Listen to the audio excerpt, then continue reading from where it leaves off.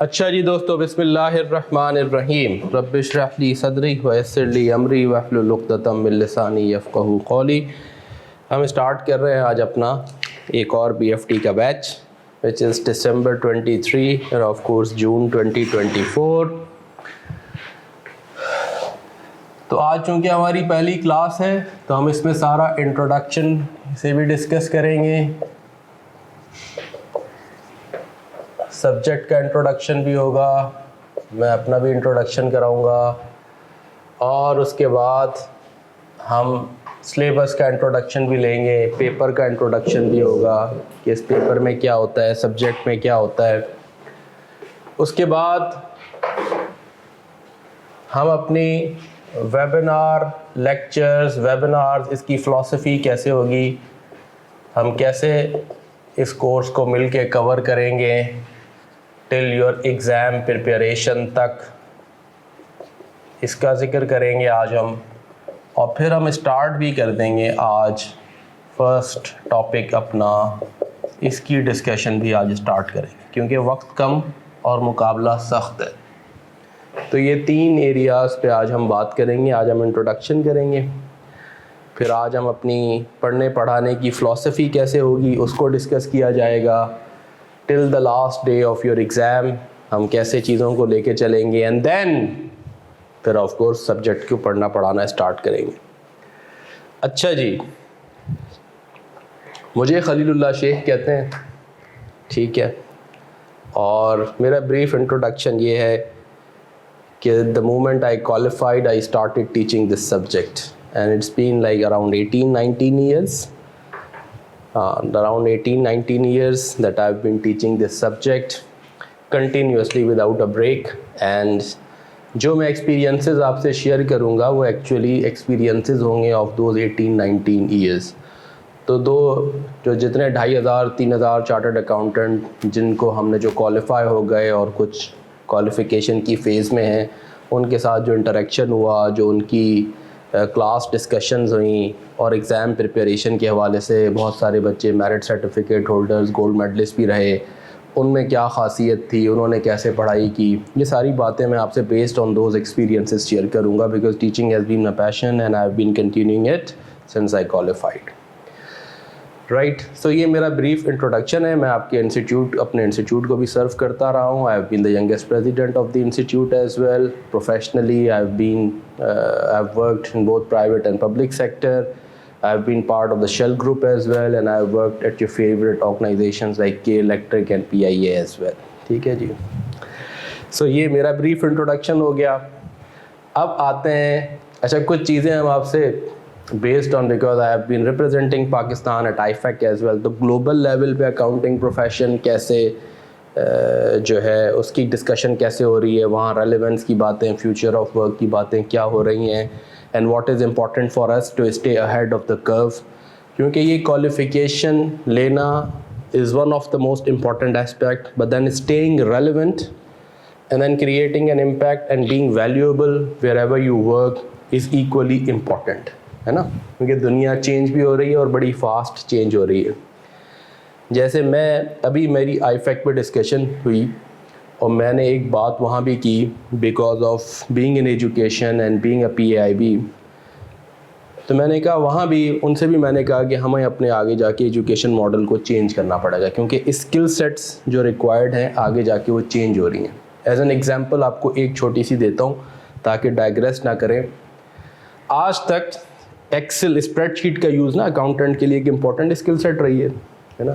मैं समझता हूँ अब ये ख़त्म हो जाएगा वेरी वेरी सून, क्योंकि the way you extract information, you massage और analyse information, the way you present information to the way you research, you write content is all going to change because of the large language models और AIs, है ना।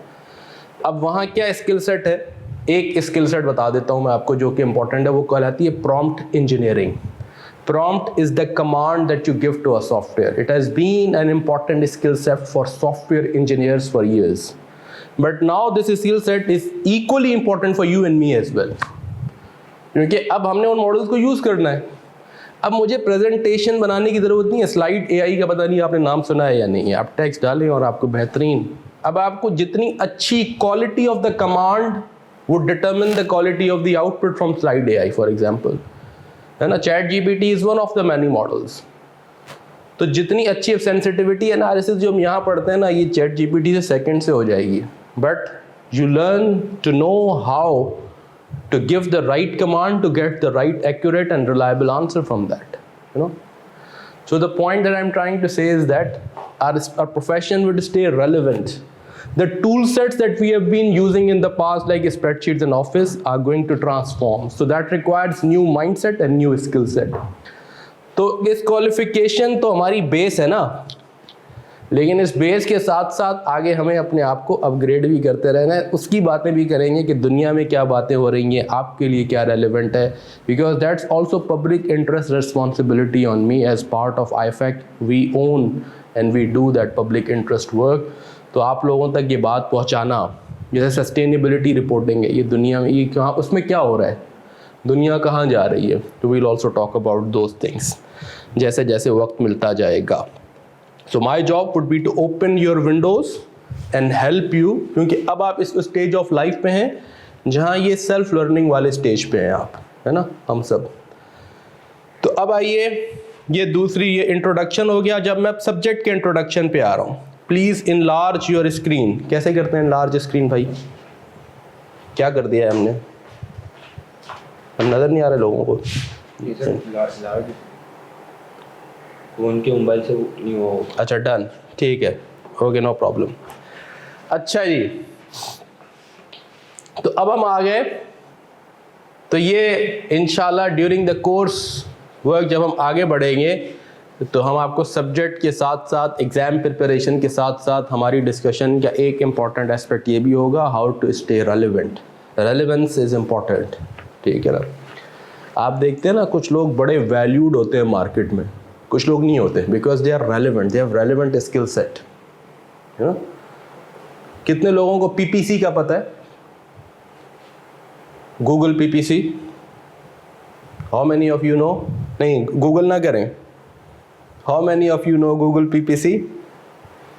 नहीं पता हमें. देखें, अब ये इतनी इंपॉर्टेंट स्किल है. आज एडवर्टाइजमेंट होती थी ना, एडवर्टाइजमेंट की शक्ल पूरी तब्दील हो चुकी है ना. Billboard, print media, electronic media, अब हम आ गए डिजिटल सोशल मीडिया पे. अब आपकी लोकल एडवर्टाइजमेंट भी ग्लोबल कंपनीज कर रही हैं, वो उसका शेयर भी ग्लोबल कंपनीज को जा रहा है. यानी आज पाकिस्तानी कंपनियां बिलबोर्ड या यहाँ लोकल न्यूज़पेपर के बजाय क्या करती हैं? गूगल पे एडवर्टाइज़ करती हैं ना, सोशल मीडिया फेसबुक पे एडवर्टाइज़ करती हैं ना. तो गूगल पे पर क्लिक के हिसाब से पीपीसी कहलाती है, पे पर क्लिक के हिसाब से एडवर्टाइजमेंट. जिसको वो एडवर्टाइजमेंट ऑप्टिमाइज करना आती है ना, वो एक स्किल सेट है. अच्छा जी, चले हम वापस आ गए. Strategic financial management, business finance decision, जिसका मैं जिक्र कर रहा हूँ, जिस कोर्स को अभी हमने कवर करना है, ये बहुत ही मज़ेदार कोर्स है एक्चुअली, क्योंकि इसमें है ही डिसीजन मेकिंग, है ना. और ये सब्जेक्ट पहले मुश्किल हो गया था. इसलिए मुश्किल हो गया था कि किसी ज़माने में इसकी हिस्ट्री में इसलिए बता रहा हूँ कि ये आगे जाके भी आप जब पास पेपर्स देखेंगे सो यू नो दिस.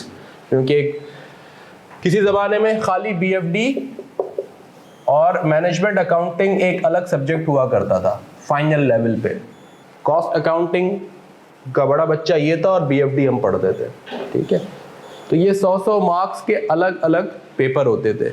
फिर जब सिलेबस रिवाइज हुआ तो ये मैनेजमेंट अकाउंटिंग का समझें कि 60-65% सिलेबस इसमें मर्ज हो गया, तो सिलेबस बढ़ गया.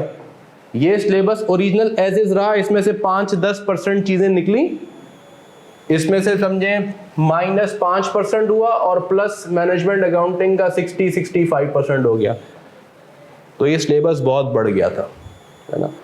फिर ये कोई 1.5 साल पहले ये रियलाइज है, सब्जेक्ट सुने सिलेबस हमारा कंटिन्यूस रिवीजन होती है ना हमारी सिलेबस की, तो फिर ये सिलेबस दोबारा रिवाइज हुआ. जब ये दोबारा रिवाइज हुआ तो फिर इसको रीस्टोर कर दिया गया. मेरा ख्याल है ये जून 2022 से ये सिलेबस नया वाला एप्लीकेबल था. तो उसके बाद अब ये दोबारा रीस्टोर होके BFD ओरिजिनल फॉर्म में रीस्टोर हो गया. पहले मैनेजमेंट अकाउंटिंग का BFD के अंदर खालीपन 5 से 10% होता था, जो कि जनरल वर्किंग कैपिटल बेसिक चीज़ें, यू नो। जब मैनेजमेंट अकाउंटिंग का सब्जेक्ट ख़त्म हुआ तो इसका 60-65% सिलेबस इधर चला गया, यानी 50-55% ऐड हो गया। मैं कह रहा हूँ शायद प्लस आप यूँ कह दें कि 50%, 10% पहले भी था, मैनेजमेंट अकाउंटिंग ऐड हो गया। तो ये समझिए 150 मार्क्स का एक्चुअली पेपर था, जो कि 100 मार्क्स में एग्जामिन हो रहा था। तो फिर डेफिनेटली जब दोबारा रिव्यू हुआ सिलेबस, इस चीज़ को रियलाइज़ किया गया और इसे ओरिजिनल फॉर्म में रिस्टोर कर दिया गया, मोस्ट प्रॉब्ली फ्रॉम जून 2022 की जो अटैम्प्ट है वहाँ से, जून या दिसंबर 2022 होगी, जून है गालिबन, 1.5 साल हो गया है, जून 2022 की अटैम्प्ट से ये रिस्टोर हो गया है। तो इफेक्टिवली अब ये रैशनलाइज होके वापस ठीक हो गया है। तो बीच में ये बर्डनसम हो गया था कि मैनेजमेंट अकाउंटिंग का भी आधा पूरा सिलेबस पढ़े, BFD अपना ओरिजिनल पूरा का पूरा वो भी पढ़ें। तो इस वजह से चाहे उसमें होता भी ये था कि एग्जामिनर के पास 100 मार्क्स में मटेरियल बहुत ज़्यादा था, तो पेपर कहीं एक तरफ टिल्ट हो जाता था तो कहीं दूसरी तरफ टिल्ट हो जाता था। तो वो बैलेंस्ड पेपर बनाना भी एग्जामिनर के लिए मुश्किल हो गया था, क्योंकि सिलेबस इतना था। कभी एक टॉपिक एग्जामिन कर लो तो दूसरा निकल जाए इंपॉर्टेंट, दूसरा इंपॉर्टेंट निकाल लो तो पहला निकल जाए। सो अब ये रिस्टोर हो गया है और अब क्या हो गया, अब हो गया सो आसान वापस, राइट। तो अब ये सिलेबस रैशनलाइज होके ठीक हो गया। तो एक तो मैंने, इसलिए आप जून 2022 से पहले के 5-6 साल के पेपर देखेंगे तो इसमें से होता ये था कि 25 मार्क्स कम से कम वो इसको अलोकेट करता था, मिनिमम 25 से 30 तक जाता था, लेकिन जनरली 25 और 75% यहाँ अलोकेशन होती थी मार्क्स की, ठीक है। तो अब ये वाला हिस्सा चूंकि ख़त्म हो गया तो अब वापस आपका ये 100% चला गया, ठीक हो गया जी। और नेचुरली आपकी अब इसमें टॉपिक्स जो कोर टॉपिक्स थे मैनेजमेंट अकाउंटिंग के, वेरिएंस एनालिसिस हो गया, बजटिंग वाली सारी कहानी हो गई, ठीक है ना, स्टैंडर्ड कॉस्टिंग, ये सारी चीज़ें अब यहाँ से निकल गई हैं सिलेबस से। अच्छा, वर्किंग कैपिटल के फिर कंपोनेंट्स, रिसीवेबल्स, आपके स्टॉक्स, ये सारी डिटेल्स ख़त्म हो गई। जनरल वर्किंग कैपिटल मैनेजमेंट तो है अभी भी, ठीक है, लेकिन जो डिटेल्ड कंपोनेंट्स वाली चीज़ें थी, वेरिएंस एनालिसिस, स्टैंडर्ड कॉस्टिंग, ये सब चीज़ें बाहर हो गई। अब आ जाएं बिजनेस फाइनेंस डिसीजन जो सब्जेक्ट है हमारा। तो एक तो मैंने ये बैकग्राउंड आपको दे दिया, so that when you look at the past paper you should know how this subject has evolved over a period of time, right. अच्छा, अब आइए, तो अब आप जो इससे पुराने पेपर देखेंगे, कहने का मकसद ये है, तो उसमें जो मैनेजमेंट अकाउंटिंग का 25 मार्क्स का आपको क्वेश्चन नज़र आएगा उसको आप इग्नोर कर देंगे, क्योंकि वो आपके सिलेबस का हिस्सा नहीं है। वो हम आइडेंटिफाई भी करके आपको बता देंगे कि इस पेपर में जो पिछले 8-9 पेपर्स हैं, इसके पिछले वाले, इसमें ये क्वेश्चन अब आपके लिए रेलिवेंट नहीं है, ठीक हो गया। अच्छा, अब आइए हमारे इसमें बिजनेस फाइनेंस डिसीजन में। अच्छा, जनरली वैसे सब्जेक्ट बहुत ही इंटरेस्टिंग है, अगर इसको इसकी नज़ाकत के और इसके पैराए में, इसके पैराडाइम में देख के पढ़ा जाए तो ये फैंटास्टिक सब्जेक्ट है। You would start to have a love affair with this subject, you would enjoy this subject, you would really love ये ना कि सब्जेक्ट के टॉपिक से, प्रोवाइडेड आप 2-3 स्किल सेट्स अपनी डेवलप करें, है ना। लोगों को ये मुश्किल इसलिए लगता है कि इस सब्जेक्ट के अंदर नॉलेज से ज़्यादा एप्लीकेशन ऑफ नॉलेज है। We are tuned towards knowledge based subjects, है ना।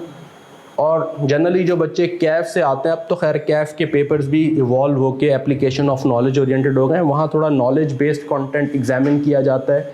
इस सब्जेक्ट में पॉसिबल ही नहीं है नॉलेज बेस्ड कंटेंट, इसमें है ही एप्लीकेशन ऑफ नॉलेज, क्योंकि डिसीजन मेकिंग है। जैसे जैसे आप पढ़ते जाएंगे समझेंगे, मैं भी 1-2 एग्जाम्पल से आपको एक्सप्लेन भी करूंगा।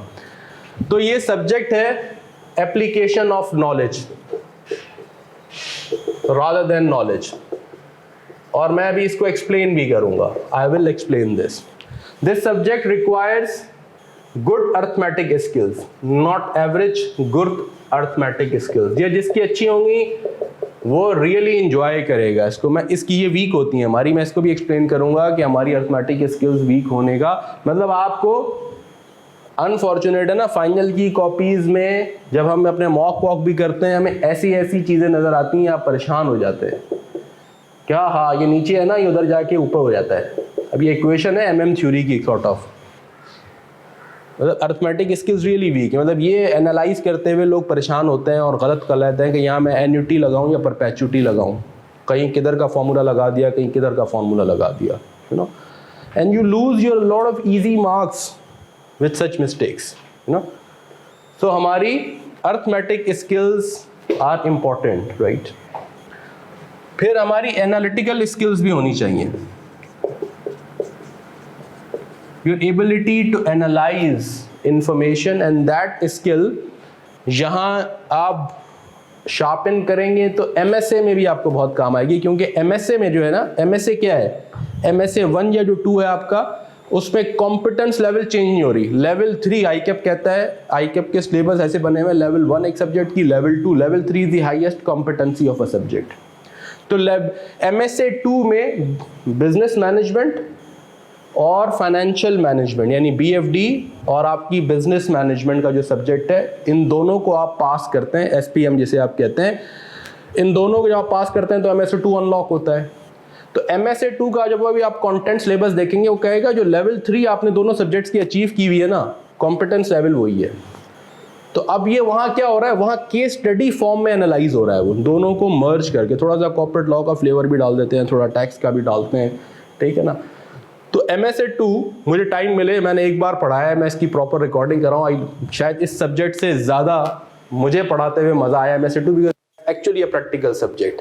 This is actually what I have been doing in the last 14-15 years as CFO, as director business finance, वो MSA है, ठीक है। तो MSA में तो है ही है, वो देगा आपको केस, इंफॉर्मेशन को एनालाइज करो, डाइजेस्ट करो और उसकी बेस पे आंसर निकालो। मतलब नॉलेज लेवल नहीं है, शायद जितनी डिटेल में यहाँ इस सब्जेक्ट का एप्लीकेशन ऑफ नॉलेज टेस्ट होती है, वहाँ उतनी डिटेल में नहीं थी, वहाँ तो होती है एनालिटिकल स्किल्स का एग्जाम है बेसिकली।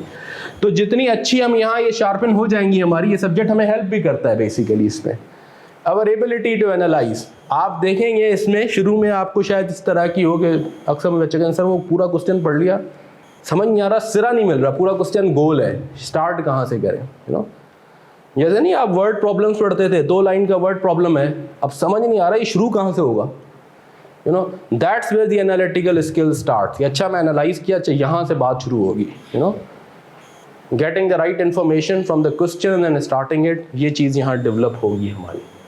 तो ये तीनों चीज़ें मिल के ये सब्जेक्ट हो जाएगा बहुत आसान, अगर हम इन तीनों बातों, ये 3 बेसिकली आप कहें कि इसके लिए प्री रिक्विजिट्स हैं, जिसके अंदर एप्लीकेशन ऑफ नॉलेज, और ये डेवलप होंगी स्किल्स, ये कोई जो है ना ऐसा नहीं है कि अगर नहीं है तो ये हम डेवलप कराते हैं over the period of your course work, you will help you develop these skills, right. और मैं थोड़ा सा इनका भी आपको फ्लेवर भी दूंगा। थोड़ा हमें नॉर्मल सब्जेक्ट से ज़्यादा टाइम इसमें देना पड़ेगा, इसमें भी कोई परेशानी की बात नहीं है, ये ना। पहले बहुत ज़्यादा टाइम देना पड़ता था, अब थोड़ा सा कम है, क्योंकि इसके कुछ बेसिक्स आप पढ़ के आए हुए हैं। जैसे टैक्स है ना, टैक्स काफ़ी डिटेल में फुल सब्जेक्ट पढ़ के आए हैं आप, तो यहाँ पूरी टैक्स प्लानिंग की लेवल है, लेकिन आपको फंडामेंटल्स टीचर के लिए बहुत आसान होता है, मतलब एक सर्टेन लेवल के बाद से शुरू करता है। यहाँ बावजूद आप NPV पढ़ के आए हैं, मैं NPV के बेसिक्स से शुरू करूंगा। मैं आपको एन्युटी फॉर्मूला बना कैसे है, एन्युटी फॉर्मूला के बेसिक्स क्या है, ग्रेड 8 की मैथमेटिक्स मुझे एक्सप्लेन करनी पड़ेगी, ताकि आपकी ये स्किल्स अगर किसी की वीक रह भी गई हैं तो वो यहाँ शार्पन हो जाए, ठीक है। तो इसलिए थोड़ा टाइम ज़्यादा लगेगा, ये मेंटली आप प्रिपेयर हो जाएं।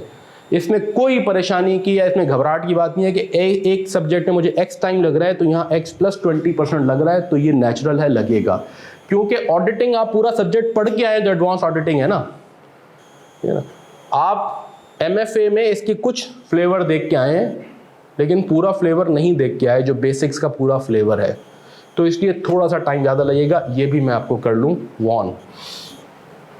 अच्छा अब आइए, जो मुश्किल भी जिन बच्चों को आप देखेंगे लगेगा ना, जनरली वो इसलिए लगता है कि प्री मेडिकल बैकग्राउंड से हैं या not, if you are good at numbers and ये 2 स्किल्स हैं तो ये सब्जेक्ट को आप थॉरली इंजॉय करेंगे। अच्छा अब आइए, मैं इन्हीं स्किल्स पे थोड़ा सा आपका एक छोटा सा टेस्ट ले लेता हूँ बिफोर आई, क्योंकि इंट्रोडक्शन है आज। बेटा ये ज़रा लगाएं स्क्रीन पे, और ये व्हाट्सएप भी करें।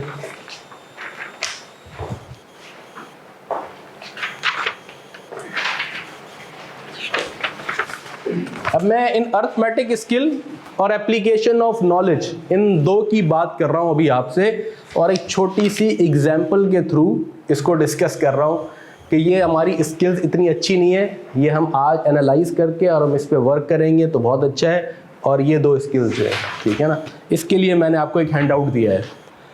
अब ये हैंड आउट व्हाट्सएप पे सबको मिल गया है, क्या ये स्क्रीन पर नजर आ सकता है? तो ये ले आइए स्क्रीन पर प्लीज जी। अब पहली एग्जांपल है F limited. F private limited is a family owned business. इस क्वेश्चन को आप अटेम्प्ट करें।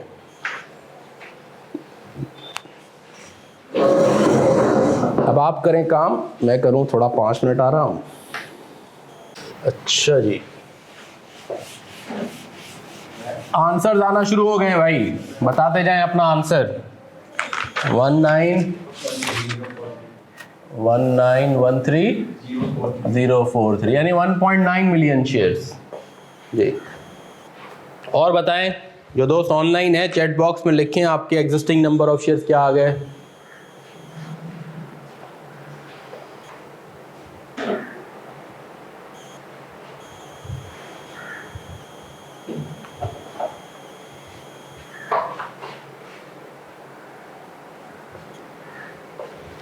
कैलकुलेटर, साइंटिफिक कैलकुलेटर बहुत इंपॉर्टेंट है।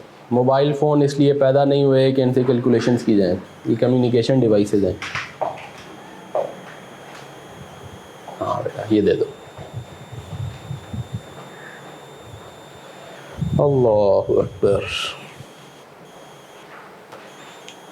जी। जो दोस्त हैं ऑनलाइन इतने सारे, बताएं ना क्या आंसर आया। एक आंसर आ गया, सही या गलत है ये अभी हम बताएंगे, हम नहीं कह रहे कि सही है या गलत है। एक आंसर आ गया 4 मिलियन।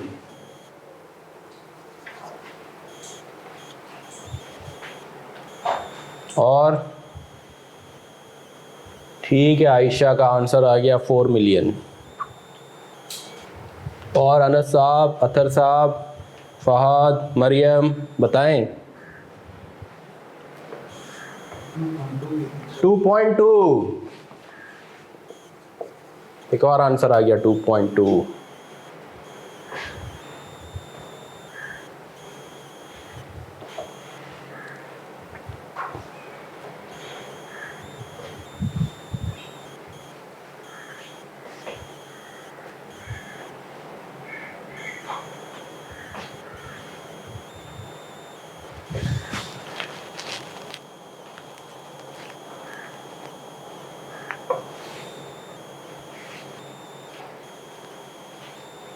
हाँ जी दोस्त बताएं भाई। और दोस्त ग्रेड 8 का ये वर्ड प्रॉब्लम है, ग्रेड 8 की किताब से पिक किया है मैंने। अब मकसद किसी को डिमोटिवेट करना नहीं है, मकसद ये है कि आंखें खुले ना हमारी। प्रॉब्लम आधा उस वक्त सॉल्व होने की तरफ जाता है जब पता चल जाए, एक्चुअली डायग्नोस हो जाए कि प्रॉब्लम है क्या। ये एक बहुत बड़ा प्रॉब्लम है जिनको हम रियलाइज ही नहीं करते। अर्थमेटिक स्किल्स वीक है हमारी, एनालिटिकल स्किल्स वीक है हमारी, इसलिए मैंने ये बातें लिखी हैं। ये तो ओवर अ पीरियड आप डेवलप करते हैं। तो आज हमें ये पता होगा तो हम इस पे मेहनत करेंगे, इस पर्सपेक्टिव से चीज़ों को देखेंगे तो आहिस्ता आहिस्ता इंशाल्लाह इम्प्रूवमेंट भी होगी। अगर हम कहेंगे नहीं हम तो हैं ही बड़े चैम्पियन, हमारी मैथ्स तो दुनिया में हमसे ज़्यादा किसको आती है, तो फिर हम मेहनत भी नहीं करेंगे इस डायरेक्शन में।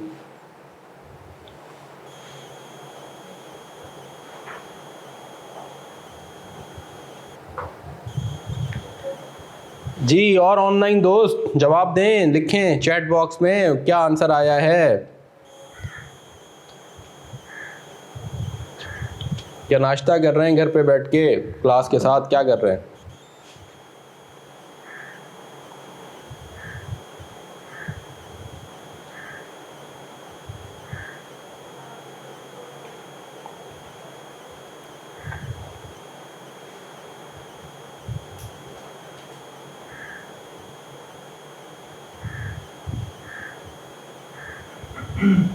बताएं भाई, आप लोग भी क्लास में पार्टिसिपेट करें ना, तभी तो मज़ा आएगा।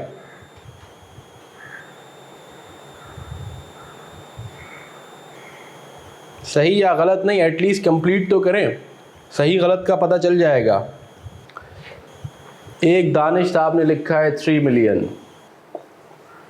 अच्छा जी, और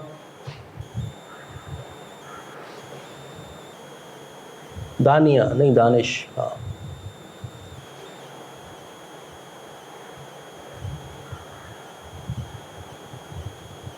और लोग बताएं। हाँ भाई दोस्त, क्या आंसर आया? आ ही नहीं रहा, इक्वेशन कॉम्प्लेक्स हो चुकी है।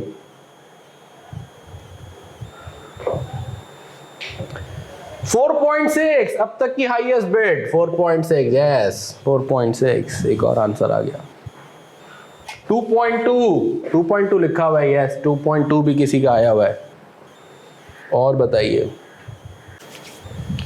चले, अब मैं ये मिटा रहा हूँ, अब हम मिलके करते हैं इसे सॉल्व। अब मैं रीड करता हूँ इसे, और इसमें से सिर्फ एक आंसर ठीक है नेचुरली। क्या है वो ठीक आंसर अभी हमें पता चल जाएगा, और हमें खुद अपनी गलती कहाँ हुई है उसका एहसास भी हो जाएगा। अब सब रुक गए, अब मुझे फॉलो करें, मैं रीड कर रहा हूँ, हम यहाँ बैठ के इसे सॉल्व करते हैं। F Private Limited is a family-owned business of Mr. Husband. As part of its growth strategy, the company has decided to invite a multinational company M in the same sector to become a shareholder in F. This will give the company access to global best practices. M has put a condition that it would like to have at least 25% of F's total issued capital at any point in time. Underline this, 25% of F's total capital at any point in time. किसी भी point in time पे जितना भी आपका capital होगा, वो कहते हैं हम 25% से कम स्टेक नहीं लेते। Mister husband owns 60% of the company's share, his wife owns 20%, and the rest are owned by his 2 sons in equal proportion. So let X be the existing number of shares.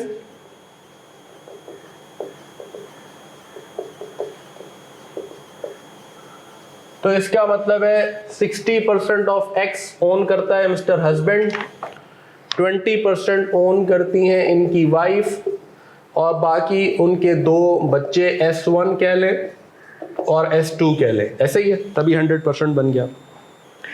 Wife and one son have refused to sell any of their share holdings. ये कहते हैं हम नहीं अपनी share holdings बेचेंगे, ठीक है। Mr. Husband and his other son are willing to sell 20% of their respective shareholdings. ये अपनी 20% ये sell करेंगे, right? To meet the requirement, the company will still need to issue 440,000 new shares. यानी ना सिर्फ ये जो new shareholder है, new shareholder will get what? M Limited, जो M Limited है उसको क्या देंगे आप? उसको आप 20% देंगे, 60% X और 10% X का, ऐसे ही है, प्लस उसको 440,000 न्यू शेयर्स भी देंगे, ऐसे ही है ना? सुन रहे हैं सब? Wife and one son have refused to sell their share holdings to M. Mister husband and his other son are willing to sell 20% of their respective share holdings. अपनी शेयर होल्डिंग्स का 20% ये देंगे। To meet the requirement, requirement क्या है वो भी हमने discuss की कि 25% ऑफ टोटल कैपिटल। उस रिक्वायरमेंट को मीट करने के लिए आपको 4,40,000 उनको और शेयर देने पड़ेंगे। जब आप ये कर लेंगे तो रिक्वायरमेंट मीट हो जाएगी, रिक्वायरमेंट मीट होगी। रिक्वायरमेंट क्या है? 25% of total capital, no not X, यही तो गलती है। अब टोटल कैपिटल क्या है? वो X प्लस जो 4,44,000 नए शेयर्स कर रहे हैं। अब रिवाइज शेयर्स क्या हो जाएंगे? X तो एग्जिस्टिंग है ना, 4,40,000 नए शेयर्स भी दे रहे हैं ना, तो 4,40,000 होगा ना। और अब रिवाइज कैपिटल ये है ना जी, किसी भी पॉइंट इन टाइम ये एग्जिस्टिंग शेयर्स हैं, उसकी रिक्वायरमेंट मीट करने के लिए अब आपका रिवाइज्ड कैपिटल बनेगा कितना? रिवाइज टोटल कैपिटल क्या बन जाएगा? वो बन जाएगा X प्लस 440,000। किसी भी पॉइंट इन टाइम पे जितना भी कैपिटल होगा उसका 25% आपने उसको देना है। तो इसका 25% जो है ना तब जाके बनेगा ये, इसीलिए 440 इसको इशू कर रहे हैं। वो सारा का सारा उसको जा रहा है और 20 जा रहा है। कि 25% बनेगा, क्योंकि अब कैपिटल एक्स नहीं रहेगा। जब नए शेयर्स इशू होंगे तो कैपिटल एक्स प्लस 440 हो जाएगा। जिस किसी ने 4 मिलियन निकाला उसने ये गलती कर दी, 25% ऑफ एक्स कर दिया, है ना। पूछ हमसे कह रहा है कि x क्या है, लेकिन रिवाइज्ड कैपिटल तो x प्लस 440 हो जाएगा। अब जिसने ये इक्वेशन बना ली, मेरा ख्याल है बस वो 80% उसका काम हो गया। अब इस इक्वेशन को सॉल्व करना है, तो इस इक्वेशन को सॉल्व करना क्या बहुत मुश्किल है।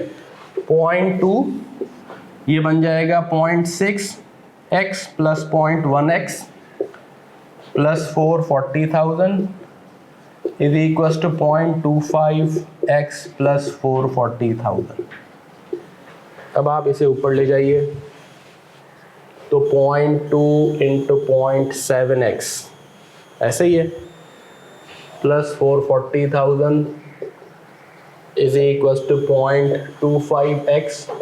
इसका 0.25 करें क्या बनता है, 1,10,000 बनता है।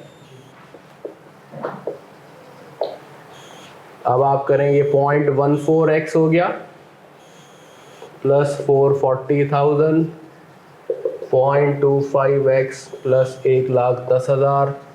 इसे यहाँ ले जाएं, रीअरेंज कर लें, 440,000 माइनस 110,000, 0.25x माइनस 0.14x, ये बन जाएगा 0.11x is equal to 330,000, x is equal to 3 million.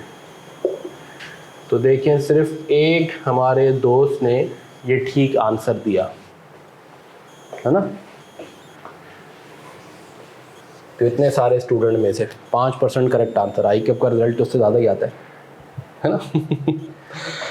तो अब कहने का मकसद ये कि ये एक ग्रेड 8 का 8th क्लास की एक किताब मैंने ली और उसका एक वर्ड प्रॉब्लम लिया। उस वर्ड प्रॉब्लम का कॉन्टेक्स्ट मैंने शेयर्स की फॉर्म में कर दिया, वो कॉन्टेक्स्ट डिफरेंट था, ठीक है ना। वो एप्पल और फलाने की फॉर्म में था, मैंने उसको अपनी ज़बान में सिर्फ कन्वर्ट किया और आपके सामने रख दिया। अब ये क्या है, यहाँ से आपकी दोनों स्किल्स, एनालिटिकल और अर्थमेटिक स्किल का ये असेसमेंट हो गई कि हम क्वेश्चन पढ़ के उसकी इंफॉर्मेशन, ये इक्वेशन बनानी थी एक्चुअली कि 25% की रिक्वायरमेंट मीट कैसे हो रही है। जिसने ये इक्वेशन बना ली उसके बाद तो प्लस माइनस है, वो इतना इशू नहीं है। Is everybody with me? The idea is not to demotivate you, the idea is to open up your light कि जी ये एक एरिया है जिस पे सीरियसली वर्क करना है। और आप देखेंगे ये बात मैं कई बार रिपीट करूँगा और कई बार ये प्रैक्टिस करते हुए आपको एहसास होगा, योर एग्ज़ाम फाइनेंशियल मैनेजमेंट का, BFD का, is as much a test of your arithmetic as a test of your financial management. Yeah, it's as much a test of your arithmetic. आपको एक क्वेश्चन होगा, उसमें एक डेटा कहीं quarterly देगा, कहीं मंथली देगा, उसको शौक एग्जामिनर को आपको अरिथमेटिक स्किल्स टेस्ट करने का, यूं कह लें। किसी की मंथली डिस्काउंटिंग हो रही होगी, किसी की क्वार्टरली हो रही होगी, कहीं एन्युटी लग रहा होगा, कहीं परपेचुटी लग रहा होगा। एक क्वेश्चन में 6 फार्मूला टेस्ट करेगा वो आपके। अच्छा, उससे वो आपकी एनालिटिकल एंड अरिथमेटिक दोनों स्किल्स देख रहा है, राइट। अब आपकी कंप्यूटर बेस्ड एग्जामिनेशन से कैलकुलेशन प्रोसेस फास्ट हो जाएगा, लेकिन बहरहाल वो कैलकुलेशन तो करनी है ना, चाहे वो टूल आप एक्सेल यूज़ कर लें या आप कैलकुलेटर यूज़ करें, आपको आनी तो चाहिए ना। या आप कागज़ पे करें या कंप्यूटर पे करें, बहरहाल वो स्किल सेट आपकी होनी चाहिए। तो यहाँ पे एक मैंने एक विंडो की ओपन, अब मैं आपकी दूसरी विंडो ओपन कर रहा हूँ। मैंने दूसरी बात भी की थी कि सब्जेक्ट के लिए 3 बातें इंपॉर्टेंट है, अर्थमेटिक, एनालिटिकल स्किल्स और एप्लीकेशन ऑफ नॉलेज। अब नेक्स्ट क्वेश्चन में एप्लीकेशन ऑफ नॉलेज और एनालिटिकल स्किल है, अर्थमेटिक नहीं है। क्वेश्चन नंबर 2 जो अब आपके पास है, अब ज़रा इसे अटेम्प्ट करें।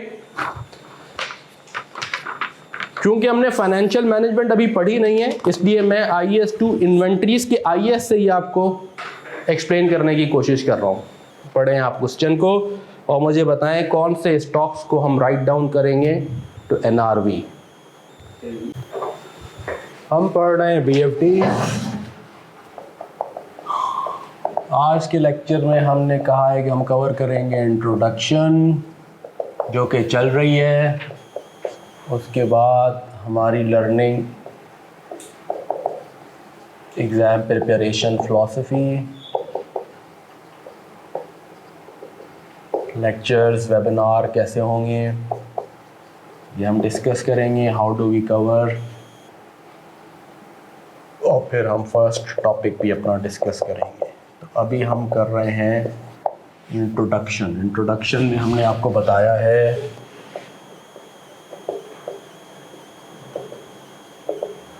हम BFD सब्जेक्ट का, इसके मैंने आपको ये बताया कि सब्जेक्ट कैसे इवॉल्व हुआ है, इसके लिए स्किल सेट्स हमारे लिए क्या चाहिए उनका जिक्र कर रहे हैं।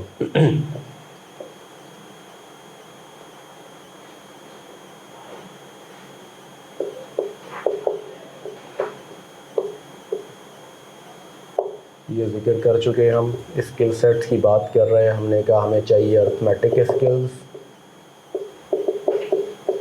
एनालिटिकल स्किल्स और एप्लीकेशन ऑफ नॉलेज। 2 इसमें एनालिटिकल स्किल्स और आपकी एप्लीकेशन ऑफ नॉलेज, ये इसका इम्तिहान है। हम कर रहे हैं क्वेश्चन नंबर 2 और मैं आपसे जिक्र कर रहा हूं कि question number 2 is a test of analytical skills and application of knowledge, right. और इसमें हम इन्वेंट्री के IS2 से इसलिए ले रहे हैं कि फाइनेंशियल मैनेजमेंट तो अभी पढ़ी नहीं है, फाइनेंशियल मैनेजमेंट से क्वेश्चन से मैं आपको एनालिटिकल स्किल अभी एक्सप्लेन नहीं कर सकता, तो इसलिए हम टिपिकली पहली क्लास में IS2 की एग्जाम्पल लेते हैं क्योंकि ये सबसे आसान IS है, ये सबसे पहले हमने पढ़ा हुआ है ना। मैं और कोई मुश्किल भी अकाउंटिंग या कॉस्टिंग की एग्जाम्पल लूँ तो शायद बात उस तरीके से एक्सप्लेन ना हो सके। तो अब 1 मिनट और है, उसके बाद आपकी कॉपीज़ ले ली जाएंगी। हम जिक्र कर रहे हैं NRV क्या होती है, NRV के लिए सेलिंग प्राइस चाहिए होती है, क्या NRV टेस्टिंग हो सकती है, नहीं हो सकती बताइए, और हो सकती है तो कौन से स्टॉक्स को NRV पे राइट डाउन करेंगे very quickly.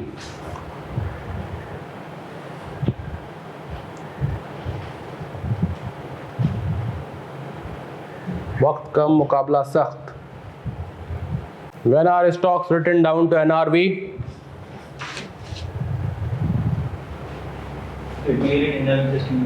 When NRV is less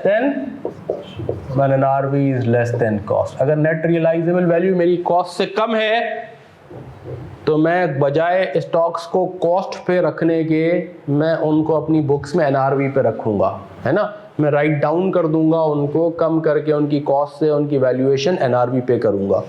is that right? Is that okay with everyone? याद है हमें? राइट। अब NRV क्या होती है? What is NRV?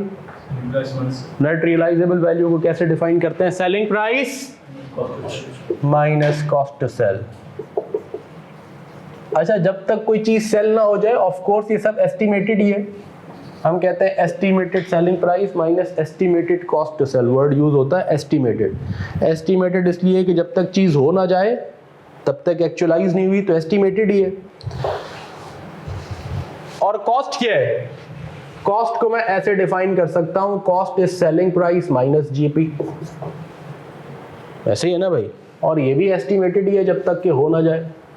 आज किसी स्टॉक जो पड़ा हुआ है उसके लिए तो एस्टिमेटेड ही कहूंगा ना। एवरीबॉडी विथ मी?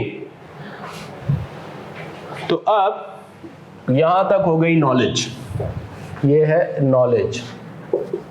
इस बैरियर को जैसे ही हम क्रॉस करेंगे नीचे हो जाएगी एप्लीकेशन। अब आगे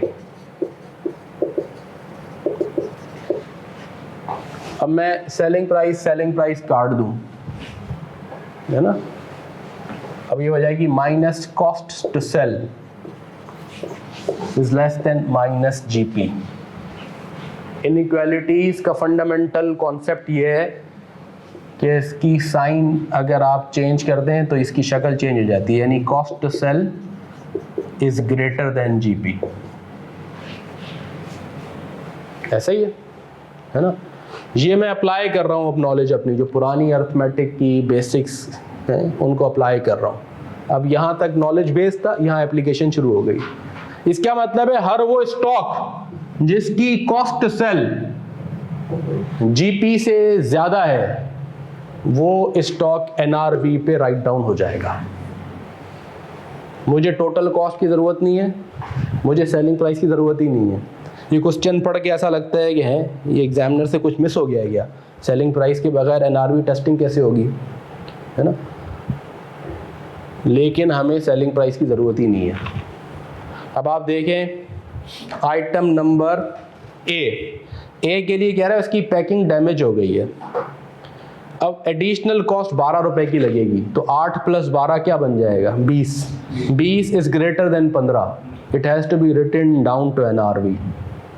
एफ 4 की सेलिंग प्राइस है, उसका वैसे ही जीपी नेगेटिव है, तो ये राइट डाउन हो जाएगी टू एनआरवी, ठीक है। ऐसे ही आइटम नंबर आप देखेंगे ई 11 इज ग्रेटर देन 5, है ना, बाकी पे नहीं है, लेकिन ए ई एफ आप देखेंगे ऑटोमेटिकली आपका आ जाएगा।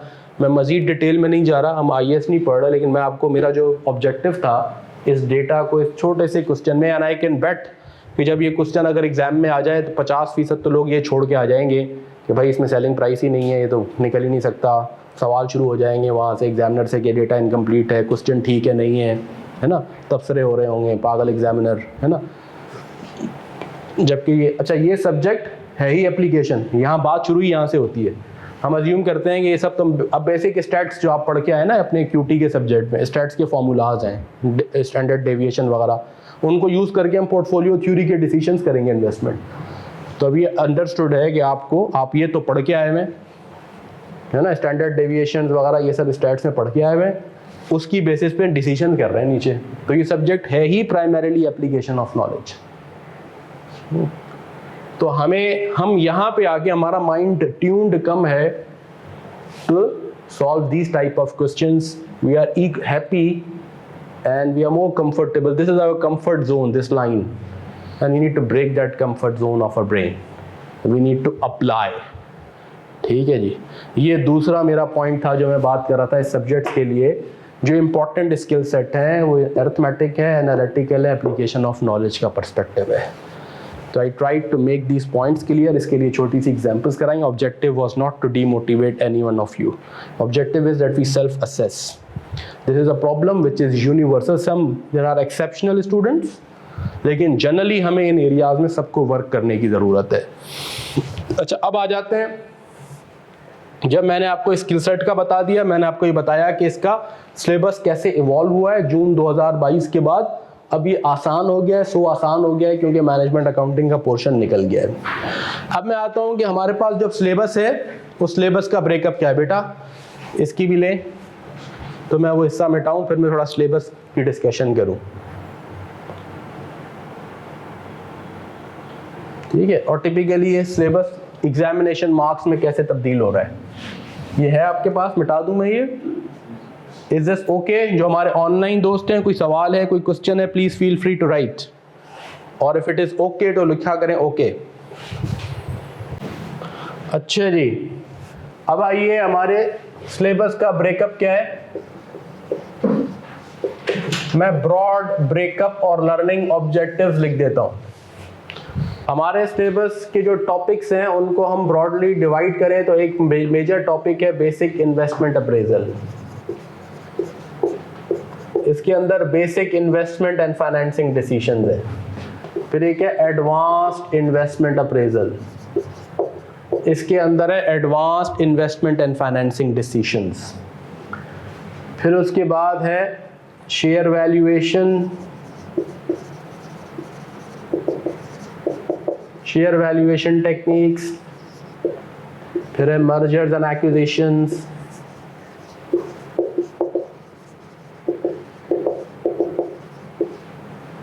फिर है बड़ा ब्रॉड फॉरेक्स का एक बड़ा टॉपिक है।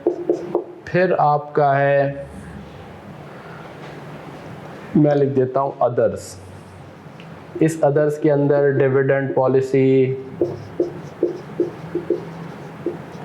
रेशियो एनालिसिस, फोरकास्टिंग,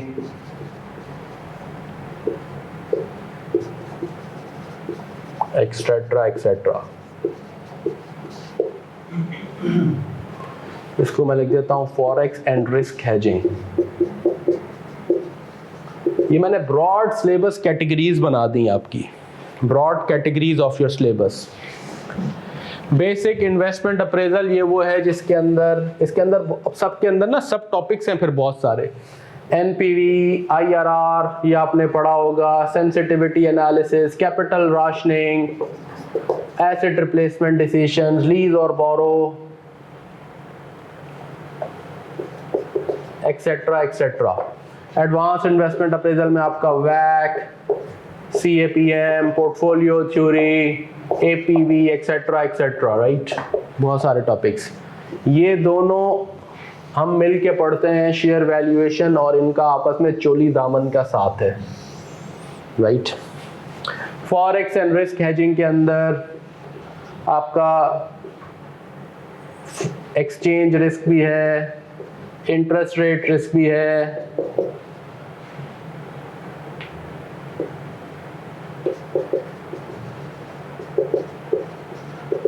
इसमें बहुत सारी बातें हम कर रहे हैं, फॉरेन इन्वेस्टमेंट अप्रेजल भी है वगैरह वगैरह। अब ये ब्रॉड सिलेबस के टॉपिक्स हो गए हैं आपके। इसी के हिसाब से ना हमने क्या किए हैं, आपकी कुछ बुकलेट्स भी बनाई हैं हैंडआउट्स की, जो सारे स्टूडेंट्स को मिलेंगी नेचुरली, राइट। जैसे ये एक, इसमें सारे हैंडआउट्स हैं, 4 आपके पास बुकलेट्स हैं। जैसे ये है बेसिक इन्वेस्टमेंट अप्रेजल की, ऐसे सेकंड मिलेगी आपको एडवांस्ड इन्वेस्टमेंट अप्रेजल की, तीसरी मिलेगी आपको जिसमें share valuation, mergers, lease and borrow भी है उसमें। इसका एक टॉपिक है लीज और बोरो। फिर एक चौथी मिलेगी फॉरेक्स और उसके अंदर डिविडेंड वैल्यूएशन एंड अदर्स। तो हम आपको 4 आपको हैंडआउट्स की बुक्स मिलेंगी और एक आपको फॉर्मूला बुक हम देंगे जो कि एग्जाम के लिए आपके लिए फॉर्मूला या रिवीजन बुक, वो ये है। I think I brought right, it's a summary book जिसके अंदर ना सारे फॉर्मूलाज हैं, जो की टॉपिक्स की ब्रीफ समरीज हैं, ये आपके लिए एग्जामिनेशन पर्सपेक्टिव से ले जाने के लिए, राइट।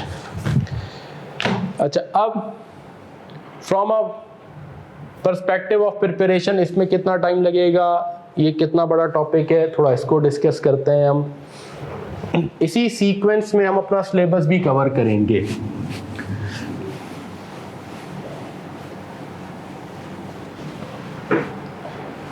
देखिए, ये आपके सिलेबस का 25 से 30% जनरली मैं आपको बता रहा हूँ, ये एग्जामिनेशन के लिए। कभी कभी 2 क्वेश्चन भी आ जाते हैं, 40 मार्क्स तक का भी पेपर यहाँ से आता है, लेकिन 25 to 30% यहाँ से है। सिमिलरली आप समझें तो 25% to 30% यहाँ से है। ये आप समझें कि 15 से 20% ये एक एरिया है, और ये समझें आप 15 से 20% ये एरिया है आपका, और ये 5 से 10% का एरिया है। दिस इज, और इतना ही समझें कि टाइम का भी ब्रेकअप है ना। यानी आप समझें कि हमारा 20 से 25% टाइम यहाँ लगेगा, 25% टाइम हमारा यहाँ लगेगा, 10 से 15% टाइम यहाँ लगेगा, 20% टाइम यहाँ लगेगा, एंड सो ऑन। अगर आप पास्ट पेपर्स में देखेंगे तो एक क्वेश्चन तो यहाँ से आएगा ही आएगा। एक क्वेश्चन, 5 क्वेश्चन जनरली होते हैं, कभी कभी 6 भी होते हैं, 5 क्वेश्चन जनरली होंगे, फिर उसके सब पार्ट्स होते हैं। एक क्वेश्चन यकीनन यहाँ से आएगा ही आएगा। टिपिकली एक क्वेश्चन यहाँ से आता है, कुछ पेपर यानी एक्सेप्शनल पेपर्स होंगे, किसी एक आध पेपर में आप, स्पेशली जब मैनेजमेंट अकाउंटिंग होता था तो आप देखते थे फॉरेक्स पूछा ही नहीं पूरा, इतना बड़ा एरिया है, क्योंकि वो एक टॉपिक को ढंग से एग्जामिन करने लग गया तो पूरा फॉरेक्स। कभी आप देखेंगे बेसिक इन्वेस्टमेंट अप्रेजल आउट हो गया, उसने मैनेजमेंट अकाउंटिंग से कवर कर लिया, एडवांस को ढंग से कवर किया, फॉरेक्स किया, पेपर पूरा, ठीक है। तो जो कि अब मैनेजमेंट अकाउंटिंग का पोर्शन चला गया है, तो अब टिपिकल एग्जाम ब्रेकअप ये होगा कि एक एक क्वेश्चन तो यहाँ से होगा ही होगा। फिर एक जो क्वेश्चन बच जाता है ना, वो कहीं यहाँ से और आ गया, या इसके साथ इसका पार्ट मर्ज कर लिया, ठीक है। तो 4 तो क्वेश्चन ही स्ट्रेट बनेंगे आपके, कोई एक 20 मार्क्स का होगा, तो कोई 18 मार्क्स का होगा, तो कोई 25 मार्क्स का भी होगा, डिपेंडिंग ऑन। तो ये 4 तो क्वेश्चंस आपके आएंगे ही आएंगे। तो ये 4 मेजर एरियाज में कहता हूँ हैं ये हैं आपके, ठीक है। टिपिकली बात होगा तो बेसिक अप्रेजल से 2 भी पूछ लेता है, या कभी एडवांस से 2 क्वेश्चन ले लेता है, या 1.5 क्वेश्चन ले लिया। एडवांस इन्वेस्टमेंट अप्रेजल भी बड़ा एरिया है, ठीक है। तो this is how your syllabus is, की जो ब्रॉड हेड्स हैं इसी सीक्वेंस में भी हम पढ़ेंगे, हमारी हैंडआउट की बुक्स भी इसी सीक्वेंस में है, हमारा लेक्चर्स भी हम इसी सीक्वेंस में कवर करेंगे और यही लॉजिकल सीक्वेंस है। बेसिक के बाद हम एडवांस पढ़ के फिर हम शेयर वैल्यूएशन, मर्जर्स, फिर हम आखिर में फॉरेक्स हम पहले भी पढ़ सकते हैं, लेकिन हम जनरली इस तरीके से इसको फॉलो करते हैं क्योंकि ये आपस में लिंक्ड है। ये पढ़ेंगे तो ये समझ में आएगा, ये पढ़ लेंगे तो ये पढ़ने के काबिल होंगे सही तरीके से। तो ये तो इसी सीक्वेंस में पढ़ेंगे हम। फिर फॉरेक्स आप जो है ना, इसका थोड़ा सा लिंक इससे कम है, लेकिन फिर within those broad heads भी जो ब्यूटी ये है कि वो एक सीक्वेंस में आपको पढ़ाया जाएगा, तो एक टॉपिक दूसरे से कनेक्टेड आपको नजर आएगा, you can start making sense. ठीक है, तो ये हो गया आपका सिलेबस। अच्छा, अब आप मुझसे पूछेंगे सर ये सब्जेक्ट जब हम पढ़ लेंगे तो हम क्या करने के काबिल हो जाते हैं, लर्निंग ऑब्जेक्टिव्स क्या हैं। दुनिया में जब भी सिलेबस बनते हैं ना आप, तो पहले लर्निंग ऑब्जेक्टिव्स डिफाइन किए जाते हैं कि what are the objectives of learning from that subject. तो आप अगर मुझसे पूछेंगे सर ये एग्जाम तो मैं पास कर जाऊंगा, मैं क्या करने के काबिल हो जाऊंगा अगर मैं सब्जेक्ट पढ़ लूँ, तो मैं आपसे कहूँगा ब्रॉडली आप 3 काम करने के काबिल हो जाएंगे। एक, इन्वेस्टमेंट डिसीजंस करने के काबिल हो जाना चाहिए आपको प्रैक्टिकली, ये क्या मैं ये इन्वेस्टमेंट करूं या ना करूं, ये इवैल्यूएट करने के। ये अप्रेजल का मतलब इवैल्यूएट करना, एनालाइज करना, है ना, कि क्या मैं ये फैक्ट्री लगाऊं या ना लगाऊं, क्या मैं ये प्लांट परचेज करूं या ना करूं, क्या मैं ये प्रोडक्ट लॉन्च करूं या ना करूं, उसकी फाइनेंशियल फीजिबिलिटी करके उसकी इवैल्यूएशन करने के काबिल हो जाने चाहिए। इन्वेस्टमेंट डिसीजंस करने के काबिल हो आप। फाइनेंसिंग डिसीजंस करने के आप काबिल हो जाना चाहिए कि अच्छा मैं इसकी फाइनेंसिंग कैसे करूं, व्हाट्स द ऑप्टिमल मोड, मैं डेट से फाइनेंस करूं, इक्विटी से करूं, डेट और इक्विटी के मिक्स से करूं, कॉस्ट ऑफ कैपिटल कहाँ ऑप्टिमाइज हो रही है, ये करने के आप काबिल हो जाने चाहिए। तीसरा, आप रिस्क आइडेंटिफाई करके रिस्क की हैजिंग करने के काबिल हो, खतरे को पहचानना, रिस्क हैजिंग। यहाँ हम इसको कहते हैं फॉरेक्स है, मैं ऐसे लिखता हूँ forex can risk hedging. Foreign exchange में एक्सचेंज रेट रिस्क, हमारी हमसे ज़्यादा एक्सचेंज रेट रिस्क कौन जानता होगा पाकिस्तान में जो इतनी डिवैल्यूएशन हुई है ना। तो एक्सचेंज रेट रिस्क कितना बड़ा खतरा है बिजनेसेस के लिए। इंटरेस्ट रेट रिस्क भी हमसे ज़्यादा कौन जानता है, 21% तक पहुंच गए हम। तो इंटरेस्ट रेट जब ऊपर नीचे होते हैं तो इकोनॉमी को, बिजनेसेस को कैसे हिट करते हैं, ट्रांजैक्शंस को कैसे अफेक्ट करते हैं। ठीक है, ऐसे ही एक और रिस्क है जिसे इक्विटी प्राइस या शेयर प्राइस रिस्क कहते हैं। एनीथिंग विच इज वॉलेटाइल, है ना, generates a risk. Social life में भी, प्रोफेशनल लाइफ में भी। अब्बा जी के मूड स्विंग्स होते हैं तो खतरा है ना। फिर जहाँ स्विंग होगी ना कोई चीज़ ऊपर नीचे होगी तो खतरा होता है ना, पता नहीं आज अब्बू का मूड कैसा होगा, उसको देख के हैंडल करना है। तो क्या हो गया, या बॉस अगर वॉलेटाइल तबीयत का आदमी है और उसके मूड स्विंग्स होते हैं तो generates a risk in the office, है ना, कभी भी वो कुछ भी काम कर सकता है। तो जी अनसर्टेनिटी, राइट। तो anything which is volatile, which fluctuates, which moves, generates a risk, हम फाइनेंशियल मैनेजमेंट में कहते हैं। उस रिस्क को पहचानना। And then hedging means protection, insulation, right? How do you mitigate that risk? What are the tools available to you to mitigate, to hedge against that risk? वो हम यहाँ पढ़ेंगे। तो यहाँ हम न सिर्फ एक्सचेंज रेट रिस्क पढ़ते हैं, यहाँ हम इंटरेस्ट रेट रिस्क भी पढ़ते हैं, यहाँ हम कमोडिटी एंड शेयर प्राइस यानी फेयर वैल्यू रिस्क भी पढ़ते हैं। वो बातें जो आपने अकाउंटिंग में पढ़ते हैं, जो हेज अकाउंटिंग एंड रिस्क, मेरा दिल चाहता है कि लोग पहले के सब्जेक्ट पढ़ें फिर वो IAS पढ़ें, IFRS 9 या जो भी पहले 32, 39 होता था, तो आपको ज़्यादा समझ में आएगा। पहले ख़तरा तो समझें, पहले उसकी चीज़ें तो समझें, टूल्स होते क्या हैं। हमें हेजिंग मोड्स पता ही नहीं होते, फ्यूचर्स हैं क्या, ऑप्शंस हैं क्या, और हम उनकी अकाउंटिंग पढ़ रहे होते हैं वहाँ। जी MFA में थोड़ा बहुत आया है, हल्का सा फ्लेवर है आपका, है ना। असल तो आप यहाँ पढ़ेंगे, ठीक है, तब आपको सही समझ में आएगा कि वो अकाउंटिंग क्या कहती है। हाँ, अब थोड़ा सा फ्लेवर दिया है MFA में। अच्छा, यहाँ ये फिर ये 3 तो मैं समझता हूँ बेसिक लर्निंग ऑब्जेक्टिव्स हो गए। इन्वेस्टमेंट डिसीजन करने के काबिल, फाइनेंसिंग डिसीजंस करने के काबिल, और हेजिंग करने के काबिल। हाँ, फिर डिविडेंड डिसीजंस करने के भी आप काबिल हो, इंफॉर्मेशन एनालिसिस करने के भी आप काबिल होंगे, रेशियो, फोरकास्टिंग वगैरह, प्रेडिक्टिव एनालिसिस करने के आप काबिल हो जाएं। ये है वो सब्जेक्ट जो आपको सिखाता है। ये भी एक्चुअली इन्वेस्टमेंट डिसीजंस ही हैं। जब आप मर्जर एंड एक्विजिशन कर रहे हैं, merger is also a business decision whereby बाद औकात आप acquire कर रहे हैं कंपनी को। Acquisition is also an investment decision. How do you finance it is also a financing decision. You finance it through cash, you finance it through share exchange transactions. तो broadly हमारे objectives ये हैं, ठीक है। तो finance कैसे raise करना है, कहाँ से अरेंज करना है, मैनेज कैसे करना है investments, actually this is a big part of the CFO's role. Reporting is nowadays a small part of the CFO's role, क्योंकि रिपोर्टिंग करना और टैक्स ये भी CFO का रोल होता है, लेकिन a major part of the CFO's role is this now. Everybody with me, right? तो ये हो गया आपके सिलेबस का ब्रेकडाउन. और ये इसी तरीके से, अच्छा हम पिछले ना 10-12 अटेम्प्ट के पेपर्स को मार्क्स कैसे इन टॉपिक्स में डिस्ट्रीब्यूट हुए हैं वो भी देते हैं. वो हम आपको हैंड आउट डिस्ट्रीब्यूट कर देंगे, आपके पोर्टल पे लग जाएगा, इंक्लूडिंग जो लास्ट अटेम्प्ट का पेपर हुआ है उसकी चीज़ें अपडेट करके मैं आपको भेज दूंगा. ठीक है, तो आपको पता चल जाएगा कि इस टॉपिक से बीच में क्या हुआ ना कि मैनेजमेंट अकाउंटिंग भी आ गई थी, तो वो मैनेजमेंट अकाउंटिंग का पोर्शन भी कुछ पेपर्स में आपको नज़र आएगा. अब आपके लिए वो रेलिवेंट नहीं है, तो जनरली आपकी अब ये बन जाएगा ब्रेकअप. अच्छा, अब हमने पढ़ना पढ़ाना कैसे, ये हो गया इंट्रोडक्शन, जो पहला पार्ट हो गया. मैंने आपको सब्जेक्ट का इंट्रोडक्शन करा दिया, सब्जेक्ट को हमने तैयारी कैसे करनी है, पढ़ना कैसे है. अब हम इस पे आ जाते हैं पार्ट 2 पे. ये मिटा दूं मैं बेटा, पिक्चर में डाल दें. अच्छा, अब आइए देखिए, आपके पास जो टूल सेट अवेलेबल है वो है रिकॉर्डेड लेक्चर्स सारे सब्जेक्ट के, फिर हैंड आउट बुक्स,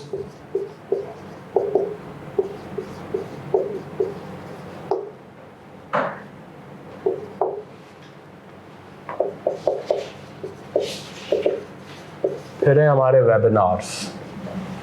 अब ये 3 सोर्सेज हैं, और फिर Q&A के लिए हम आखिर में, जब फिर आखिर में आते हैं हमारे मॉक्स. ठीक है, इन 4 टूल्स को हम यूज़ करेंगे ना आपकी एग्ज़ाम प्रिपरेशन के लिए. लाइफ चेंज हो गई. पहले हम पूरा सिलेबस हम फिजिकली पढ़ते पढ़ाते थे, अब हम कहते हैं उसकी ज़रूरत नहीं है. अब आपके लिए भी आसानी है, हमारे लिए भी आसानी है, ज़िंदगी हो गई है सो आसान. लेकिन उसी के साथ ही ज़िंदगी डिमांड करती है बहुत ज़्यादा डिसिप्लिन. अब पहले तो ये था ना कि मैं क्लास में बैठा हूँ और हमने 3 घंटे की क्लास ली, तो 3 घंटे में से 1 घंटे भी आपसे प्रैक्टिस करवाई, जैसे भी आपसे पे करवाए एग्जाम्पल्स, तो ऐसे आप फोर्स्ड हो गए ना कि आपने की क्वेश्चन, पीयर प्रेशर भी है, अपने आप को सेल्फ असेस भी कर रहे हैं.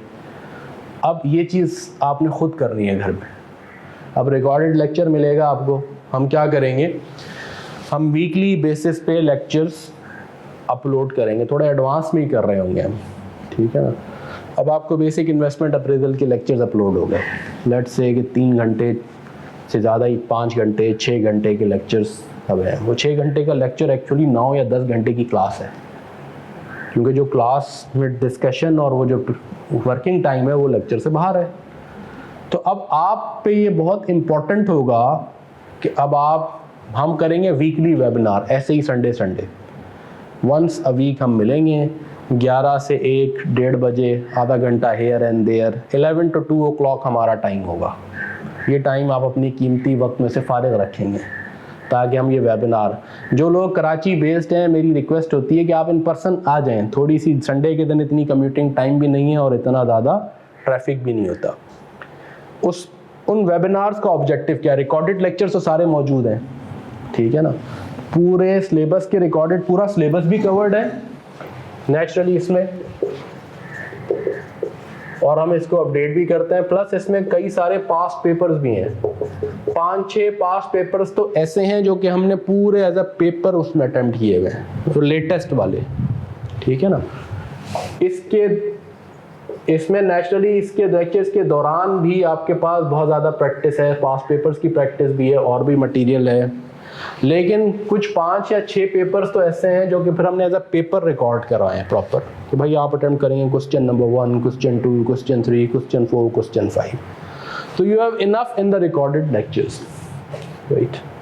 फिर आपके पास जो इसमें हैंडआउट्स हैं, उन हैंडआउट्स की अलग से किताब भी है. वो हैंडआउट्स आपको पोर्टल में भी लगे हुए मिल जाएंगे. जनरली पीपल प्रेफर कि सर फिजिकली हैंडआउट सामने हो तो हमें प्रैक्टिस करने में आसानी हो जाती है. अब आपने करना क्या है, वीकली वेबिनार जैसे हम ये करेंगे तो उसमें हमने आपको बताया कि जी जैसे आज हम आपको बताएंगे कि अब आपको ये नेक्स्ट वीक के आपको लेक्चर्स देखने हैं। जब आप वो देख के आएंगे मैं ब्रीफ उनको डिस्कस करूँगा, पिछले वीक में आपने क्या देखा, और आपको ये अपॉर्चुनिटी दूंगा कि आपके कोई सवाल जवाब हैं तो आई एम अवेलेबल।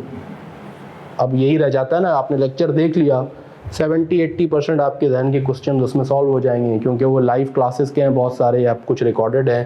तो जो सवाल जवाब हैं कुछ तो आपके कुछ लेक्चर्स में ही आपके बहुत सारी चीज़ें हो जाएंगी, कुछ आपके फिर भी रह जाएंगे।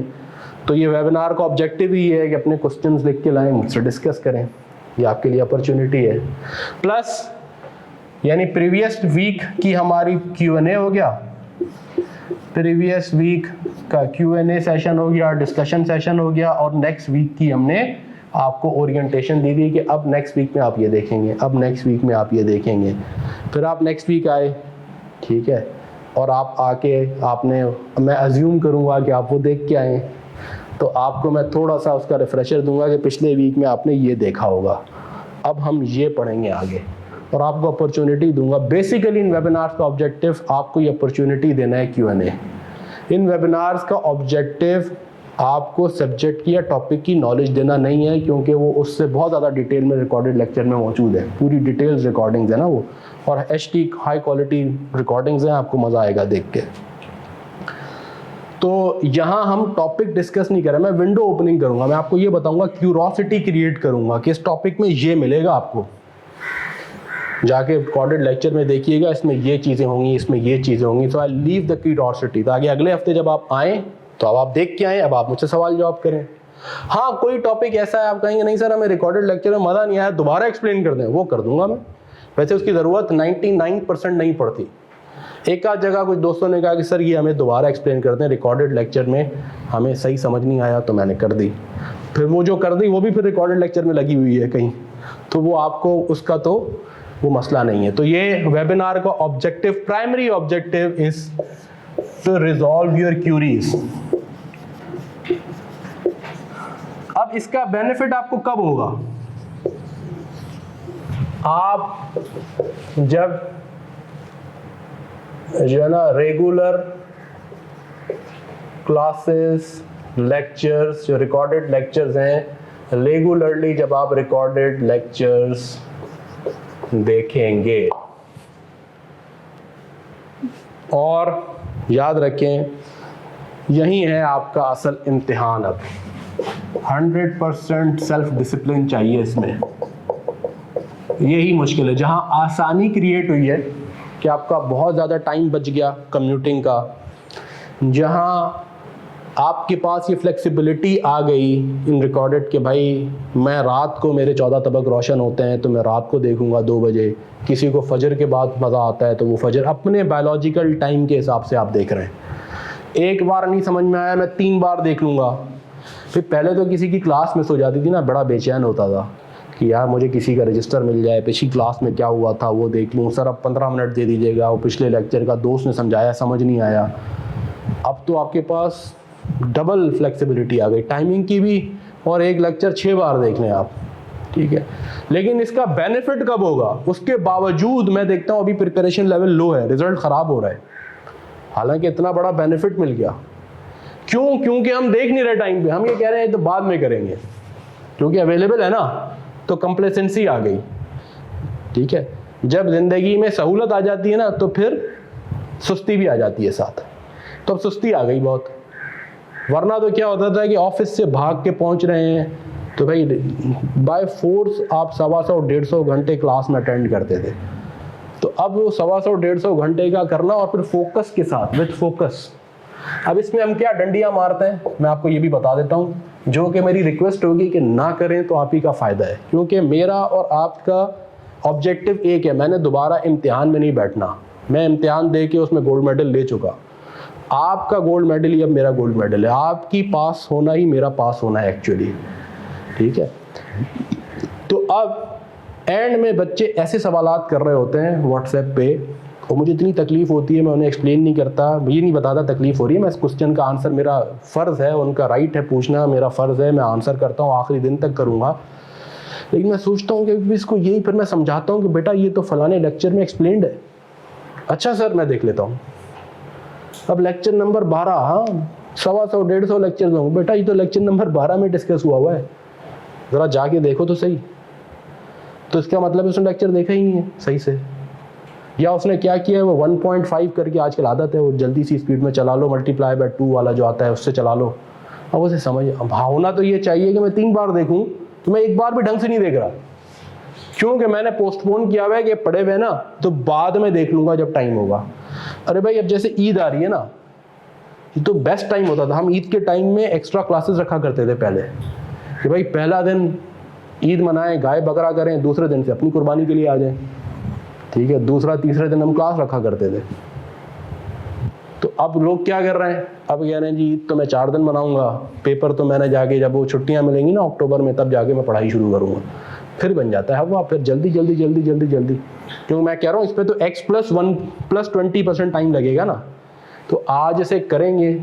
अच्छा फिर क्या होता है, जो लेक्चर देख भी रहा है ना उसका वो फोकस नहीं है। क्लास में तो आप मोबाइल करें, मैं क्लास से बाहर निकाल दूंगा आपको। पहले तो ये होता था कि बेटा आपकी वजह से 4 लोगों को और डिस्टर्ब नहीं कर सकते, तो बाहर जाके मोबाइल यूज़ करना यूज़ करें, क्लास में नहीं हो सकता। मैं अपने सेल फोन आज भी वेबिनार में भी नहीं लाता कि भाई ये सीरियस बिजनेस है, 2-3 घंटों में कुछ नहीं होता। तो अब वहाँ क्या है, वहाँ आपके साथ मोबाइल भी पड़ा हुआ है, अब बैठ के मोबाइल भी देख रहे हैं, ठीक है जी। वो वहीं वो टक हुआ, तो फोकस ही नहीं है, 5-10 मिनट से ज़्यादा अटेंशन स्पैन ही नहीं है। तीसरा, ड्यू प्रैक्टिस साथ नहीं कर रहे। ये मैं वो मसाइल है, जैसे मैंने वहाँ स्किल्स बताया ना, ये बहुत छोटी बातें, small things but extremely big impact.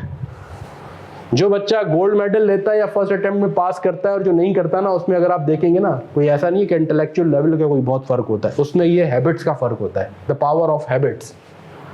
Mobile phone airplane mode पे करके ऑफ करके रख दें और उसके बाद लेक्चर अटेंड करें, ये हैबिट बना लें। तो भाई मोबाइल फोन तो मैंने 2 घंटे देखनी ही नहीं है, फिर देखें आपकी लेक्चर अटेंड करने की क्वालिटी खुद ही, आपको खुद मज़ा आएगा, फोकस के साथ होंगे। रेगुलरली आप कहेंगे जी जैसे मैं 9 घंटे जाता था क्लास अटेंड करने, 3 क्लासें वीक में होती थी ना, तो ऐसे ही मैंने 9 घंटे BFD को देने हैं। टाइमिंग की अब मुझे फ्लेक्सिबिलिटी मिल गई।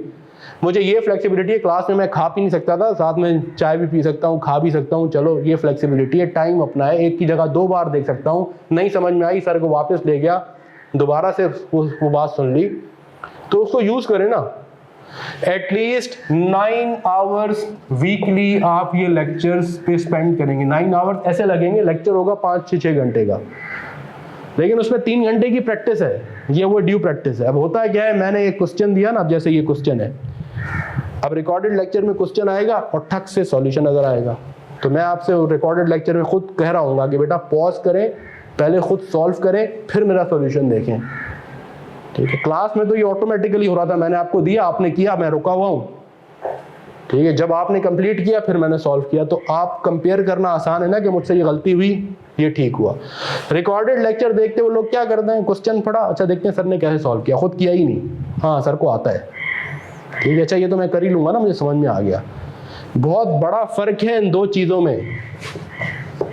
अजीब लग रहा होगा कि सर बिल्कुल बच्चों वाली बातें कर रहे हैं, ये बच्चों वाली बातें ही अहम बातें हैं, सच कह रहा हूँ मैं, ये फंडामेंटल्स हैं और यही लोग मिस करते हैं। एक होता है समझ में आ जाना, कॉन्सेप्ट की क्लैरिटी, एक होता है your ability to do it. इसमें ना जमीन और आसमान का फर्क है, यूं समझिए आप। बहुत सारे बच्चे इस मुगालते में रह के फेल हो जाते हैं कि सर मुझे तो समझ में आ गया था। अरे भाई समझ में आ गया था ना, करके देखा था, हो रहा था, उसके लिए ये भी चाहिए प्लस 100% प्रैक्टिस भी चाहिए।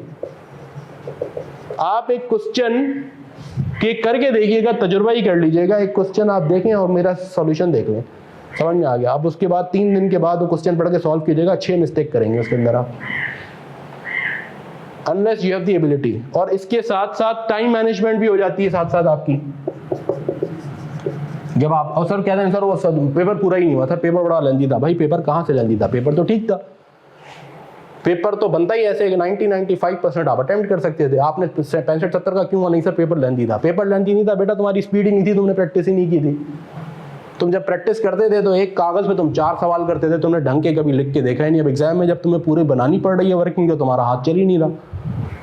बहुत सारी मेमोरी आपके हाथ में रहती है। आप नमाज पढ़ते हैं, तो जब नमाज पढ़ते हैं तो कभी आप सोचते हैं कि मैंने इसके बाद रुकू में जाना है, सजदे में जाना है। ऑटो है ना, बॉडी पार्ट्स के अंदर वो मेमोरी है। आप हो सकता है स्कर्दू में बैठे हुए हो अपने ख्यालात में और यहाँ पूरी नमाज आप पढ़ लेंगे, क्योंकि आपके बॉडी पार्ट्स के अंदर वो मेमोरी बिल्ट इन है कि इसके बाद ये होना है, इसके बाद ये होना है।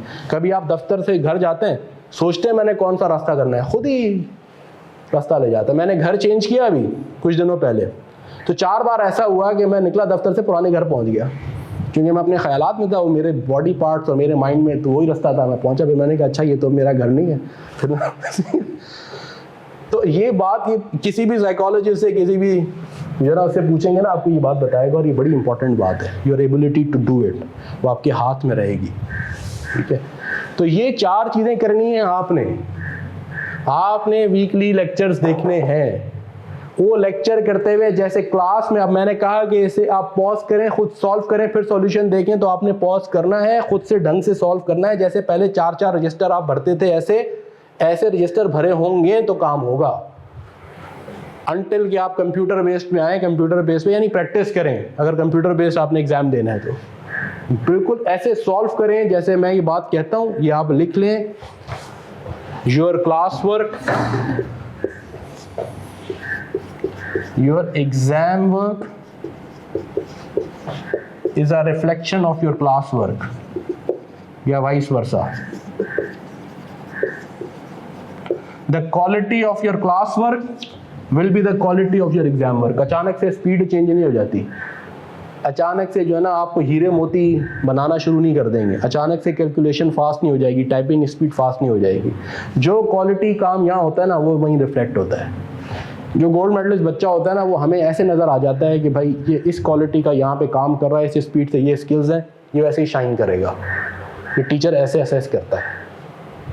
अगर आप यहाँ बैठ के कीड़े मकोड़े बना रहे हैं और सही काम नहीं कर रहे ना, तो अचानक से जाके एग्जाम में आपकी हैबिट चेंज नहीं हो जाएगी और अचानक से आप हीरे मोती प्रोड्यूस करना, खत्ताती करना शुरू नहीं हो जाएंगे। वहाँ खत्ताती क्लास में होगी तो खत्ताती वहाँ होगी। तो ये मोटी मोटी सी बातें हैं जो मैं बार बार रिपीट करता रहूँगा। तो ये हो गया, हम आपको रिकॉर्डेड लेक्चर्स की बात हो गई। हैंड आउट बुक्स आपको मिल जाएंगी, कल परसों से अवेलेबल यहाँ हैं, आपको डिस्ट्रीब्यूट हो जाएंगी। वेबिनार्स आप खुदा का वास्ता रेगुलरली अटेंड करें। 100-125 बच्चे रजिस्टर होते हैं, वेबिनार में आते हैं 15 या 20। वो कहते हैं उसकी भी रिकॉर्डिंग दे दें। अरे भाई, वो भी दे देते हैं रिकॉर्डिंग, आज भी रिकॉर्ड हो रहा है, ये चला जाएगा। लेकिन आप अपने साथ कर क्या रहे हैं? ये वेबिनार भी आप रिकॉर्डेड देखेंगे, ये तो है ही इसलिए कि आप आएँ और सवाल जवाब पूछें। हफ्ते में 1-1.5 घंटा, आज 2 घंटे हो रहा है, वेबिनार तो शायद हम 1.5 घंटे में क्लोज कर लेते हैं, क्योंकि ऑब्जेक्टिव सब्जेक्ट पढ़ाना थोड़ी, ऑब्जेक्टिव तो ये सवाल ही नहीं है आपके, तो मैं आपको क्या जवाब दूंगा।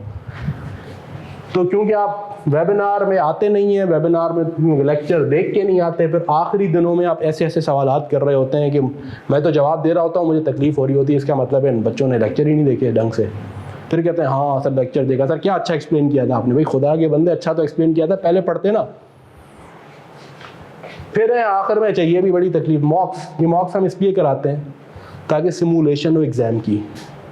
ये मॉक्स एग्ज़ाम का लेवल अगर आपका 10 फीट है ना कि जंप, तो ये हम 12 फीट का मॉक कराते हैं आपसे, एक नॉच अप। और मैंने नहीं देखा कि जिसने हमारे 90% कह लें, चलें 10% का मार्जिन, जिसने मॉक क्लियर किया वो एग्ज़ाम में फेल हुआ। लेकिन मॉक देते ही नहीं हम आके। प्रॉब्लम ये 3 पेपर्स कम से कम लेते हैं हम आपके। जब ये पूरा होता है ना, बेसिक इन्वेस्टमेंट अप्रेजल, तो आपका एक टेस्ट लेते हैं 2 घंटे का।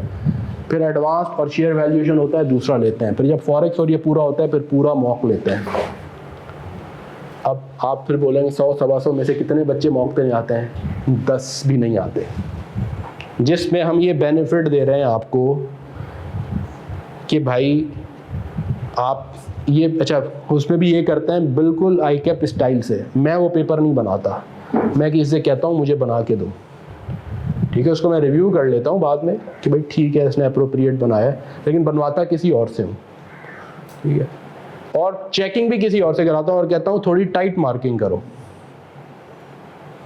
ठीक है। और उसके बाद वो पर्सनलाइज्ड कॉपियाँ चेक होके आपको मिलती हैं, आपकी स्पेसिफिक इश्यूज आपको मिलते हैं, है ना।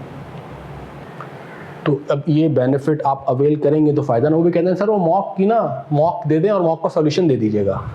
अरे भाई mock is not another test question. Mock का तो बेनिफिट ये है कि उसको एग्जाम एनवायरनमेंट को सिमुलेट करो, वो टाइम के हिसाब से बैठो और उस टाइम में एग्जाम प्रेशर की भी तो एक प्रैक्टिस हो रही है ना।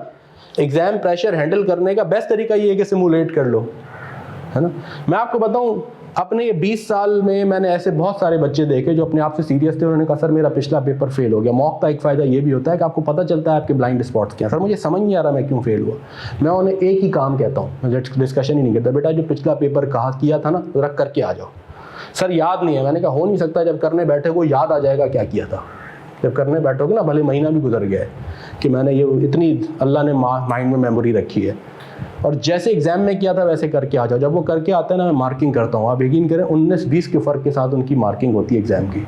और मैं उन्हें कहता हूँ तुम्हारे ये इशू है, ये इशू है, ये इशू है, अब जाओ इन एरियाज़ को प्रिपेयर करो। और मैंने नहीं 80-90% मैं इसका भी दे रहा हूँ आपको कि 90% बच्चे, अच्छा जब मैं ये कहता हूँ ना पिछला पेपर करके आओ, आधे से ज़्यादा बच्चे वापस ही नहीं आते। कौन इतनी मेहनत करे दोबारा 3 घंटे। जो वापस आते हैं ना, उनमें से जिनको मैं मार्क करके देता हूँ 90% उनमें से मैं आपको बता रहा हूँ अगले एग्जाम में पास हो जाते हैं, क्योंकि उनको इशूज़ पता चल जाते हैं। अब ये मैं बड़ी बेसिक बातें कह रहा हूँ आपको, ये मैं पिछले 20 साल की आपको निचोड़ बता रहा हूँ, ठीक है। इसको आप फॉलो कर लें, ट्रस्ट करें कि ये आपकी सक्सेस का चांस है। मॉक आपने मिस नहीं करना, भले कितनी ही मसरूफियत हो, भले कितनी ही ऑफिस का प्रेशर हो। रिकॉर्डेड लेक्चर मैंने देखने हैं, चाहे कुछ भी हो जाए। जैसे मैंने खाना खाना है, जैसे मैंने सोना है हर दिन, ऐसे मेरे वीक के 8 से 9 घंटे यहाँ लगेंगे। अगर मैं सीरियस हूँ अपने आप से तो मुझे ही करना है, और अगर मैं नहीं हूँ तो ठीक है, ये ना। मैं रिमाइंड कराता रहूँगा, मेरा काम है आपको बार बार बार बार ये रिमाइंड कराते रहना। आप लोगों को खुद भी महसूस होगा, जो लोग पढ़ रहे होंगे ना, जब आप क्वेश्चंस देखेंगे ना कभी एंड में आएंगे, तो आप कहेंगे यार ये तो, आपको खुद परेशानी होगी कि इसका मतलब है फलां स्टूडेंट ने कुछ पढ़ा ही नहीं है, देखा ही नहीं है, या उसने लेक्चर ढंग से देखे ही नहीं है। तो कमिंग बैक, ये हमारे तरीका होगा। हम मॉक्स भी कराएंगे आपके, 3 मॉक्स कम से कम प्रॉपर होंगे, प्रॉपरली चेक होके आपको मिलेंगे। बिल्कुल ऐसे ही हम रिक्वेस्ट करते हैं जो लोग कराची में हैं आएँ। ऐसे ही कराची में 125 में से 50 बच्चे तो कराची के होते हैं ना, 3-4 बच्चे बैठे होते हैं मॉक में। चलो भाई बाहर हैं आप तो आप ले लें, ठीक है वो। और फिर हम ये कहते हैं चले आप बाहर हैं, अपने लिए खुद इतने सीरियस हैं, सीनियर हैं, आप खुद बैठें कहीं, वो घंटे में करके कॉपी फ़ौरन व्हाट्सएप करें या ईमेल कर दें। तो टोटल 10-12 लोग करते हैं। तो रिकॉर्डेड लेक्चर्स मिल जाएंगे, बुक्स मिल जाएंगी, वेबिनार्स वीकली कंडक्ट करेंगे, मॉक्स होंगे। This will be the pattern, this is called the hybrid way of learning. इसकी भी बेटा प्रिफर लें। तो अब मैं आगे बढ़ूँ। अब हम आते हैं पहला टॉपिक,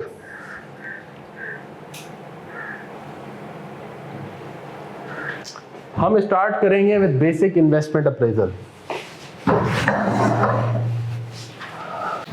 बेसिक इन्वेस्टमेंट अप्रेजल के टॉपिक से हम स्टार्ट करेंगे। आपको जो रिकॉर्डेड लेक्चर में मिलेगा, पहले बेसिक इन्वेस्टमेंट अप्रेजल। इसमें हमने जो डिस्कशन की है, पहले तो हमने ये बात की है, ओपन किया है विंडो के जी इन्वेस्टमेंट्स 2 तरह की होती हैं, एक शॉर्ट टर्म और एक medium to long term.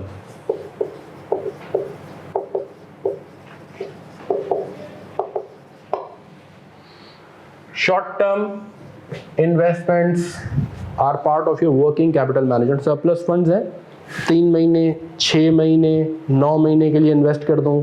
Short term investment and financing decisions, right. Investment and financing decisions कह लेता हूं मैं, चलें दोनों को, दोनों कुछ शॉर्ट टर्म होते हैं, कुछ मीडियम टू लॉन्ग टर्म। जो short term investment and financing decision है कि मुझे अगले 3 महीने 4 महीने डेफिसिट लग रहा है कैश फ्लो का, तो मैं बैंक से बोरिंग कर लूँ। ओवरड्राफ्ट लाइन इसीलिए होती हैं, शॉर्ट टर्म फाइनेंसिंग लाइंस होती हैं। या मैं अपने किसी कस्टमर को कह दूँ और डिस्काउंटिंग करा दूँ उसके बिल की, राइट, कि भाई तुम्हारे रिसीवेबल्स हैं, मैं तुम मुझे जल्दी पैसे दे दो तो मैं डिस्काउंट दे देता हूँ, यूँ कह लें। सप्लायर है, उसे कह दूँ कि मुझे पैसे चाहिए, मैं कहूँ यार तुम्हारे मैं बिल 30 महीने बाद नहीं 90 दिन बाद पे करूँगा, तो शॉर्ट टर्म लाइन मिल गई ना एक तरीके से, एंड सो ऑन। तो ये जो शॉर्ट टर्म वाली चीज़ है ना, ये वर्किंग कैपिटल मैनेजमेंट का हिस्सा है। ये एक्सप्लेन किया गया, यहाँ तो मैं सिर्फ विंडो ओपन कर रहा हूँ, दैट्स पार्ट ऑफ इट। ये है जो हम पढ़ रहे हैं यहाँ, medium to long term investment appraisal. ये है इन्वेस्टमेंट अप्रेजल और basic and advance investment appraisal में हम इन्हें पढ़ेंगे, क्योंकि ये जो तरह के डिसीजंस होते हैं ना, they require a detailed scrutiny. जैसे मीडियम टू लॉन्ग टर्म क्या है कि मैं कोई प्रोडक्ट लॉन्च करूं, मैं कोई फैक्ट्री लगाऊं, है ना, इस तरह के डिसीजन आसान होते हैं। शॉर्ट टर्म डिसीजन है 3 महीने के लिए बोरोइंग की, 4 महीने, ये सालों पे मुहित होते हैं, इनमें कॉम्प्लेक्सिटी भी ज़्यादा होती है, इसके कॉन्सिक्वेंसेस भी बहुत, अगर ये डिसीजन गलत हो जाए तो कॉन्सिक्वेंसेस भी सिवियर होते हैं। क्योंकि एक फैक्ट्री लगानी है, अगर वो फैक्ट्री गलत तरीके से लग गई तो एग्जिस्टिंग दूसरी फैक्ट्री लगानी है। एक फैक्ट्री कराची में है, दूसरी हम कह रहे हैं कि हम जो northern part of the country में लगाएं, वहाँ डिमांड ज़्यादा है, पंजाब में, लेट से फैसलाबाद, गुजरांवाला में लगाते हैं। अगर वो फैक्ट्री सही नहीं लगी, वो फैक्ट्री लॉस में आ गई, वो इन्वेस्टमेंट गलत हो गई, तो हो सकता है कि वो कराची वाली फैक्ट्री को भी डुबो दे। ऐसे ही है ना, एक प्रोडक्ट है मेरे पास, मैं कह रहा हूँ मैं दूसरी प्रोडक्ट लॉन्च करूँ, अगर वो दूसरी प्रोडक्ट फेल हो गई तो हो सकता है एग्जिस्टिंग का भी बेड़ा गर्क कर दे या हैवी लॉसेस क्रिएट कर दे। एज़ कम्पेयर टू मैंने 3 महीने इन्वेस्टमेंट करनी है, मुझे 10% पे इन्वेस्टमेंट की मैंने, और मैं बाद में एनालाइज किया यार मैं 10% की जगह 12% पे कर सकता था। तो ये 3 महीने का 2% का डेल्टा कोई लाइफ थ्रेटनिंग डेल्टा नहीं है। ये डिसीजन गलत हो गया तो कोई ऐसा नहीं है कि कंपनी बंद हो जानी है। हाँ, लेकिन अगर फैक्ट्री गलत लग गई, प्लांट गलत लग गया, प्रोडक्ट गलत लॉन्च हो गई, है ना, वो डिसीजन गलत हो गया तो वो लाइफ थ्रेटनिंग हो सकता है, वो कंपनी के लिए गोइंग कंसर्न इशू भी बन सकता है, और इसमें पैसे भी होते हैं ज़्यादा, they involve huge sum of money. तो these are important and significant decision. इसलिए इन इन्वेस्टमेंट्स के लिए हमें चाहिए प्रॉपर इन्वेस्टमेंट अप्रेजल।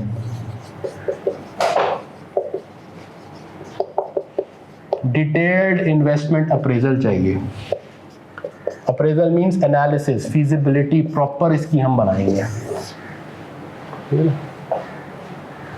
तो जब मैं इतना बड़ा डिसीजन करने जा रहा हूँ तो मैं थोड़ा ढंग से एनालाइज करके करूँगा ना, प्रॉपर फोरकास्टिंग करूँगा, एनालिसिस करूँगा।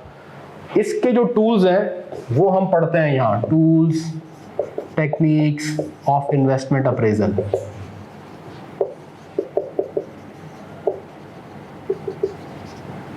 वो पढ़ने का नाम है इन्वेस्टमेंट अप्रेजल। वो क्या टेक्निक्स और टूल्स है वो हम यहाँ पढ़ते हैं। उनमें एक है अकाउंटिंग रेट ऑफ रिटर्न,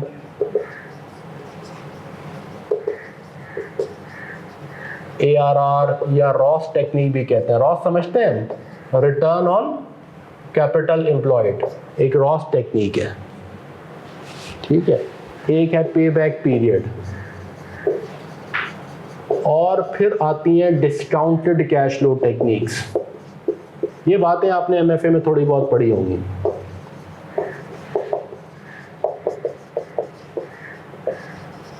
ये 2 तरह की टेक्निक्स हैं, एक NPV है और एक है IRR।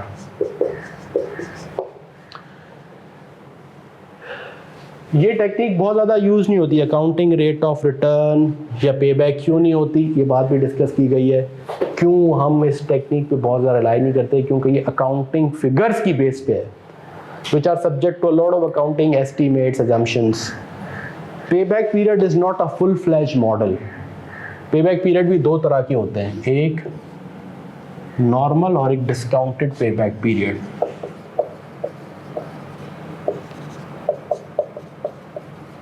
डिस्काउंटेड पेबैक ये भी फुल फ्लैज मेथड नहीं है, ये बताता है, ये this is an screening tool, this is a screening tool only. जैसे नहीं इंटरव्यू प्रोसेस होता है, 500 सीवीज आ गई, पोजीशन है 5, अब 500 का बैठ के डिटेल्ड इंटरव्यू तो नहीं हो सकता, तो आप एक स्क्रीनिंग करते हैं कि यार इनको ना एक फ़िल्टर से गुजार दो, एक बेसिक टेस्ट ले लो इनका, उस टेस्ट में से जो टॉप 50 आ जाएंगे ना उनका फिर डिटेल इंटरव्यू करेंगे, या टॉप 20 का कर लेंगे। तो स्क्रीनिंग होती है ना, एक फ़िल्ट्रेशन, या कोई फ़िल्टर लगा के उनके सीवीज़ में से कोई कहते हैं कि जैसे फर्म्स करती हैं टॉप FTS वालों को उठा लेते हैं या कोई टेस्ट ले लेते हैं, तो वो फिल्ट्रेशन या स्क्रीनिंग टूल है ये एक्चुअली इन्वेस्टमेंट्स का। ये नॉट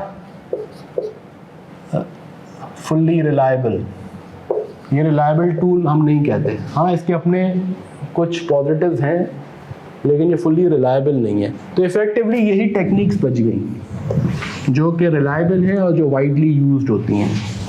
तो हम यहाँ से बात शुरू करते हैं। एनपीवी आईआरआर पढ़ा हुआ है हमने। एनपीवी आईआरआर क्या होता है? NPV IRR discounted cash flow techniques है। मैं थोड़ा सा इनका एक ओवरव्यू देता हूँ, फिर इसके कैश फ्लो, यहाँ बेसिक इन्वेस्टमेंट अप्रेजल में इनका हम कैश फ्लो, इसमें हमें दो चीज़ें चाहिए दोनों टेक्निक्स के लिए, जो कि मैं भी एक्सप्लेन करूँगा। इन्हें इसीलिए डिस्काउंटेड कैश फ्लो कहा जाता है। एक, you need to learn how to make cash flows, how to plot and construct decision relevant cash flows, right.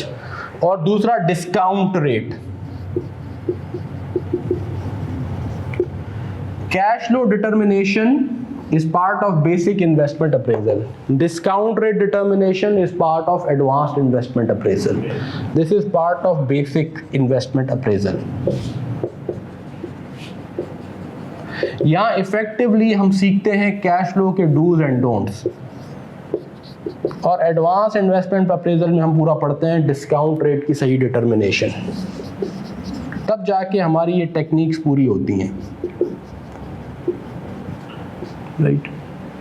तो इफेक्टिवली हमारा जब ये टॉपिक शुरू होगा, जब आप देखेंगे तो आपको इस पूरे ओवरव्यू के बाद हम स्टार्ट कर रहे होते हैं बेसिक इन्वेस्टमेंट अप्रेजल के डिस्काउंटेड कैश फ्लो टेक्निक्स, जिसके थ्रू हम इन्वेस्टमेंट्स को अप्रेज करते हैं, एनालाइज करते हैं, उनकी फीजिबिलिटी डिटरमिन करते हैं, financial feasibility, right. Discounted cash flow techniques, बेटा इसको जरा बोलो, फोटो उसकी पिक्चर लें, भेजें ग्रुप पे, इसको मिटाऊं मैं।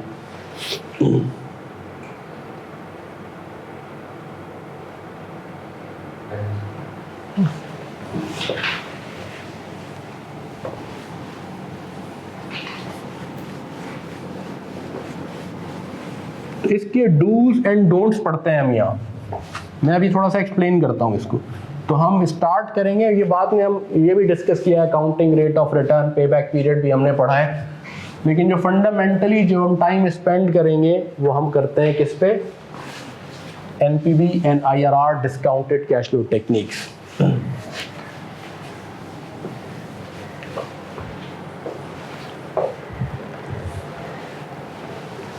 इसके थ्रू हम इन्वेस्टमेंट डिसीजंस करेंगे ना। लेट्स सपोज करें आपने अपनी स्टाइपेंड से, स्टाइपेंड बहुत बढ़ गई, आपकी 10 मिलियन रुपए सेव कर लिए, राइट। और अब आप ये सोच रहे हैं कि मैंने इन्वेस्ट करूं for let's say 2 years. Investment करना चाह रहे हैं आप 2 साल के लिए, 2 इयर्स। आपने अपने जहन में बनाया हुआ है कि अच्छा आजकल इंटरेस्ट रेट्स बहुत बढ़े हुए हैं, तो मुझे रिटर्न मिलना चाहिए कम से कम 15% पर एनम।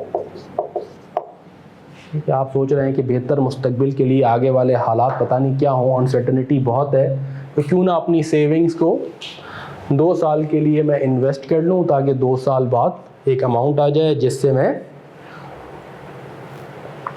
अपने और जज्बात, एहसासात, निकाह करना है और करना है तो मैं वो पूरे करूँ। ठीक है जी। अब आप एक बैंकर के पास गए, वो बैंकर ने आपसे कहा जी अच्छा आप ये 2 साल के लिए इन्वेस्ट करना चाहते हैं, अगर आप ये 2 साल के लिए हमारे पास इन्वेस्ट कर जाएं तो ऐसा है कि मैं आपको आफ्टर 2 इयर्स, अगर आज ये पैसे आप हमारी बैंक में इन्वेस्ट करते हैं तो आफ्टर 2 इयर्स 14 मिलियन मैं आपको दे दूंगा। अब आपके पास एक क्वेश्चन आ गया, इज इट वायबल इन्वेस्टमेंट और not? It will be viable if it gives you a return more than your required rate. ये आपका रिक्वायर्ड रिटर्न हो गया। ये रिक्वायर्ड रिटर्न तक आप पहुंचे कैसे? ये एडवांस इन्वेस्टमेंट अप्रेजल, ये रिक्वायरमेंट कैसे निकाली आपने? एज एन इंडिविजुअल ये निकालना आसान है, आपने दोस्तों यारों से पूछा, खुद किया, आपका अपना डिसीजन है ना। एज अ कॉर्पोरेट एंटिटी आपको अपने स्टेक होल्डर्स की रिक्वायरमेंट देखनी है, वो है पूरा टॉपिक एडवांस इन्वेस्टमेंट अप्रेजल। लेकिन बहरहाल अब आपने ये डिटर्मिन कर लिया कि जी मुझे 15% मेरी रिक्वायरमेंट है, ये मेरा मिनिमम रिटर्न कह लें, मेरा टारगेट रिटर्न कह लें, इसी को हम प्यार से डिस्काउंट रेट भी कहते हैं। ठीक है, तो अब आपने कहा 2 साल, अब ये डिसीजन है। इस डिसीजन तक पहुंचने के 2 रास्ते हैं, एक को हम आईआरआर रास्ता कहते हैं एक को हम कहते हैं एनपीवी रास्ता। दोनों हमें डेस्टिनेशन एक पे पहुंचाएंगे, डिसीजन सिमिलर होगा, लेकिन पहुंचने के दो रास्ते हैं, वो दोनों रास्ते उसी डिसीजन तक ले जाएंगे। चूंकि प्रोसेस डिफरेंट है इसलिए इन दोनों का नाम डिफरेंट है। IRR टेक्निक में आप क्या करेंगे, you will try to find out कि अच्छा ये इन्वेस्टमेंट, अगर ये बैंकर मुझे 2 साल बाद ये दे रहा है, मैं इन्वेस्ट ये कर रहा हूँ, मेरी रिक्वायरमेंट 15 है, तो मुझे एक्चुअली ये ऑफर क्या रिटर्न कर रहा है, what is the IRR of this investment, what is the return the banker is offering. तो मैं यूज करूंगा कंपाउंड इंटरेस्ट फॉर्मूला, यहां पे है ना, this is my S, this is my P, this is my N, and I need to find out I, right? कि मुझे ये ऑफर क्या कर रहा है। तो उठाएं कैलकुलेटर, 14 मिलियन अगर आपको मिले, आप 2 साल की इन्वेस्टमेंट करें, N2 हो, तो एक्चुअली ये I return offered by the investment या IRR internal rate of return, वो क्या है, कैन यू फाइंड आउट? करे ना भाई, जो दोस्त ऑनलाइन है वो भी करे ना।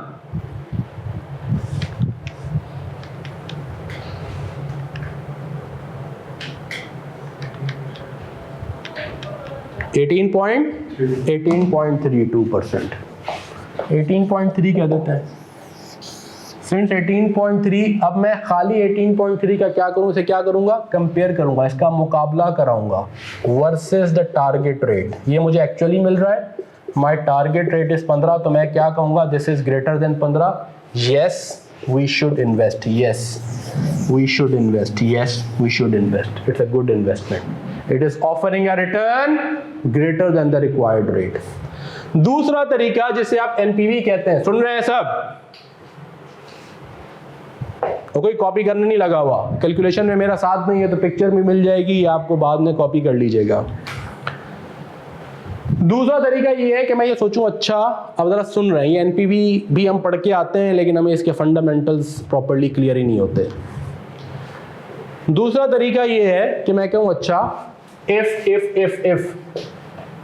if I were to invest, were to get 14 million after 2 years, and I'm getting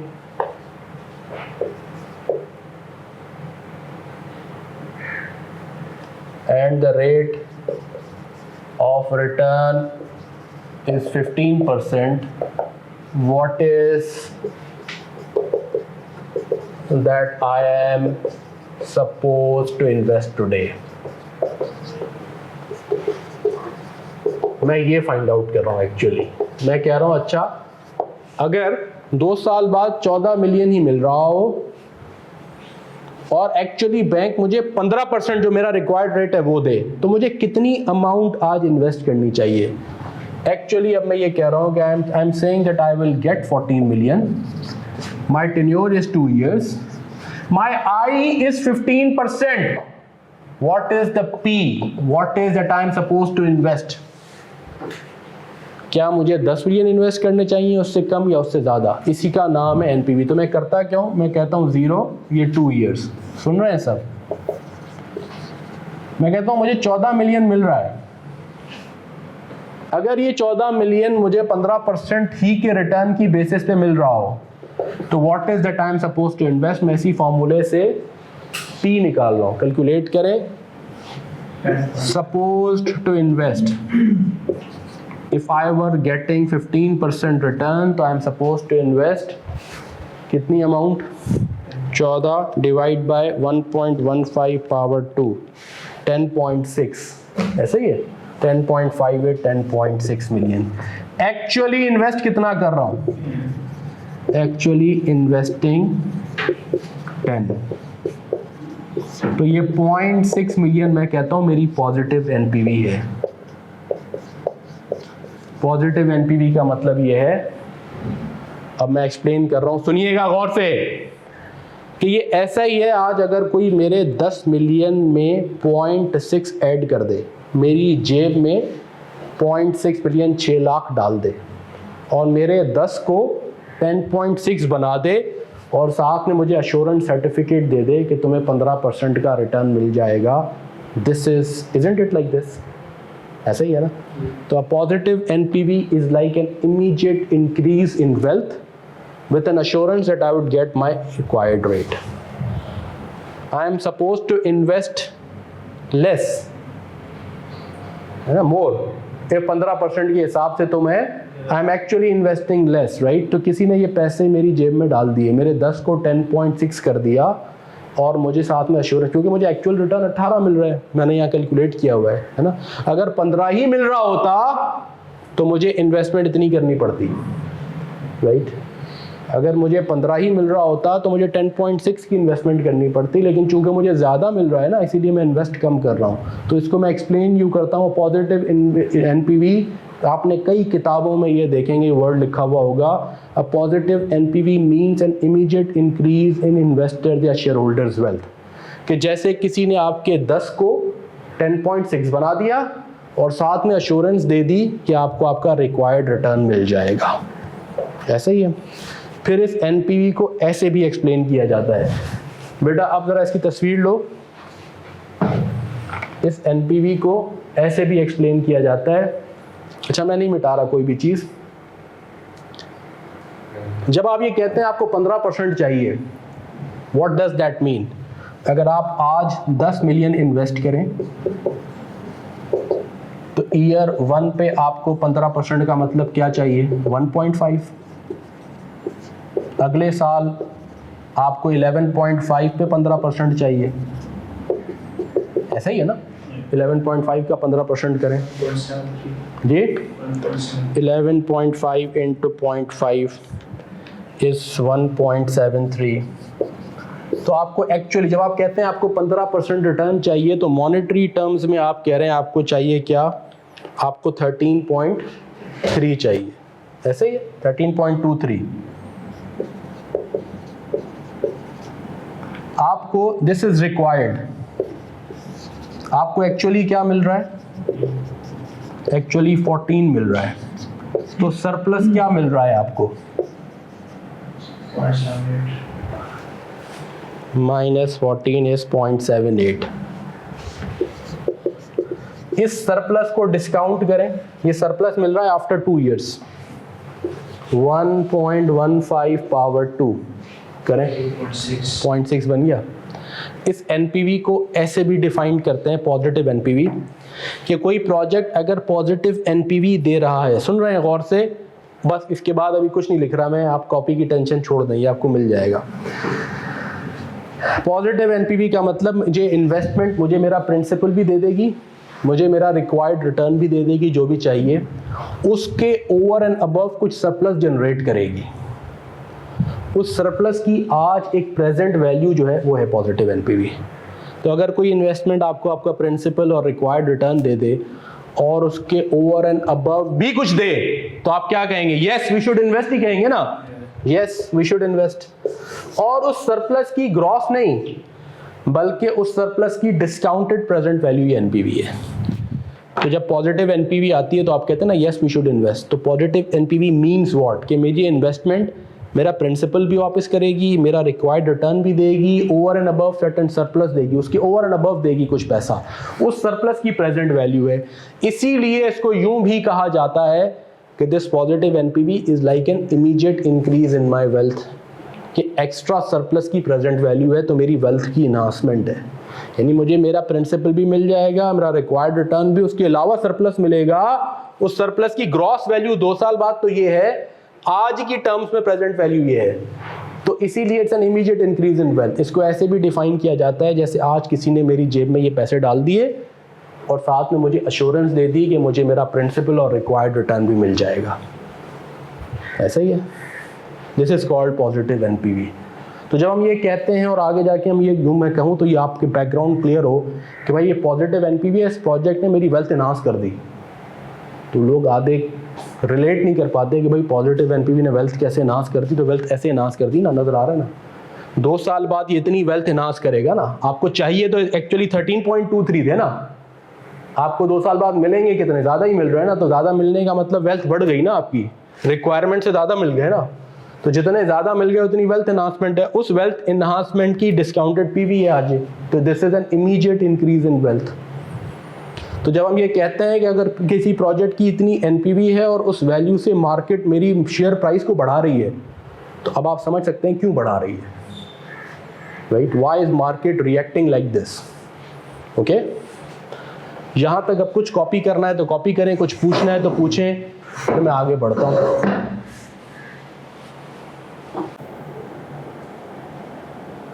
पहुंच गए हम सब? अब देखिए इन दोनों मेथड से नतीजा वही निकला, यस। IRR में हम IRR को actual rate, IRR is the actual rate जो इन्वेस्टमेंट मुझे ऑफर कर रही है वर्सेस माय रिक्वायरमेंट, जहां actual rate is greater then required rate, IRR greater than required rate, हम कहेंगे यस।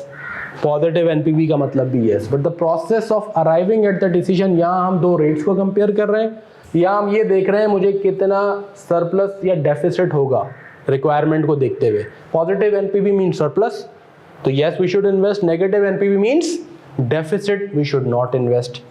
तो अब आइए, अगर मैं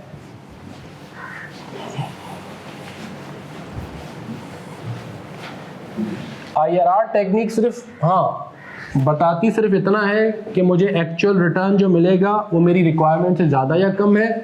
एनपीवी ना सिर्फ ये बताती है कि मुझे ये प्रोजेक्ट करना चाहिए या नहीं, बल्कि साथ में जो बेनिफिट है उसको क्वांटिफाई करके भी बताती है कि अच्छा इसकी वजह से मेरी वेल्थ में कितनी इंक्रीज आएगी, है ना।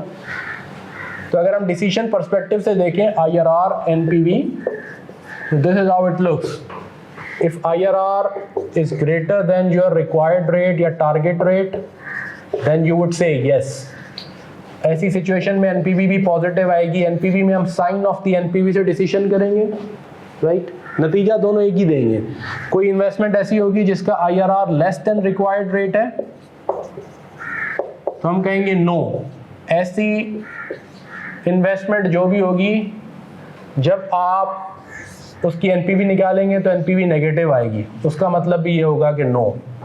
बहुत रेयर केसेस में ऐसा होगा कि IRR एग्जैक्टली रिक्वायर्ड रेट के बराबर हो जाएगा, तो यहाँ हम कहेंगे कैन, वी कैन इन्वेस्ट।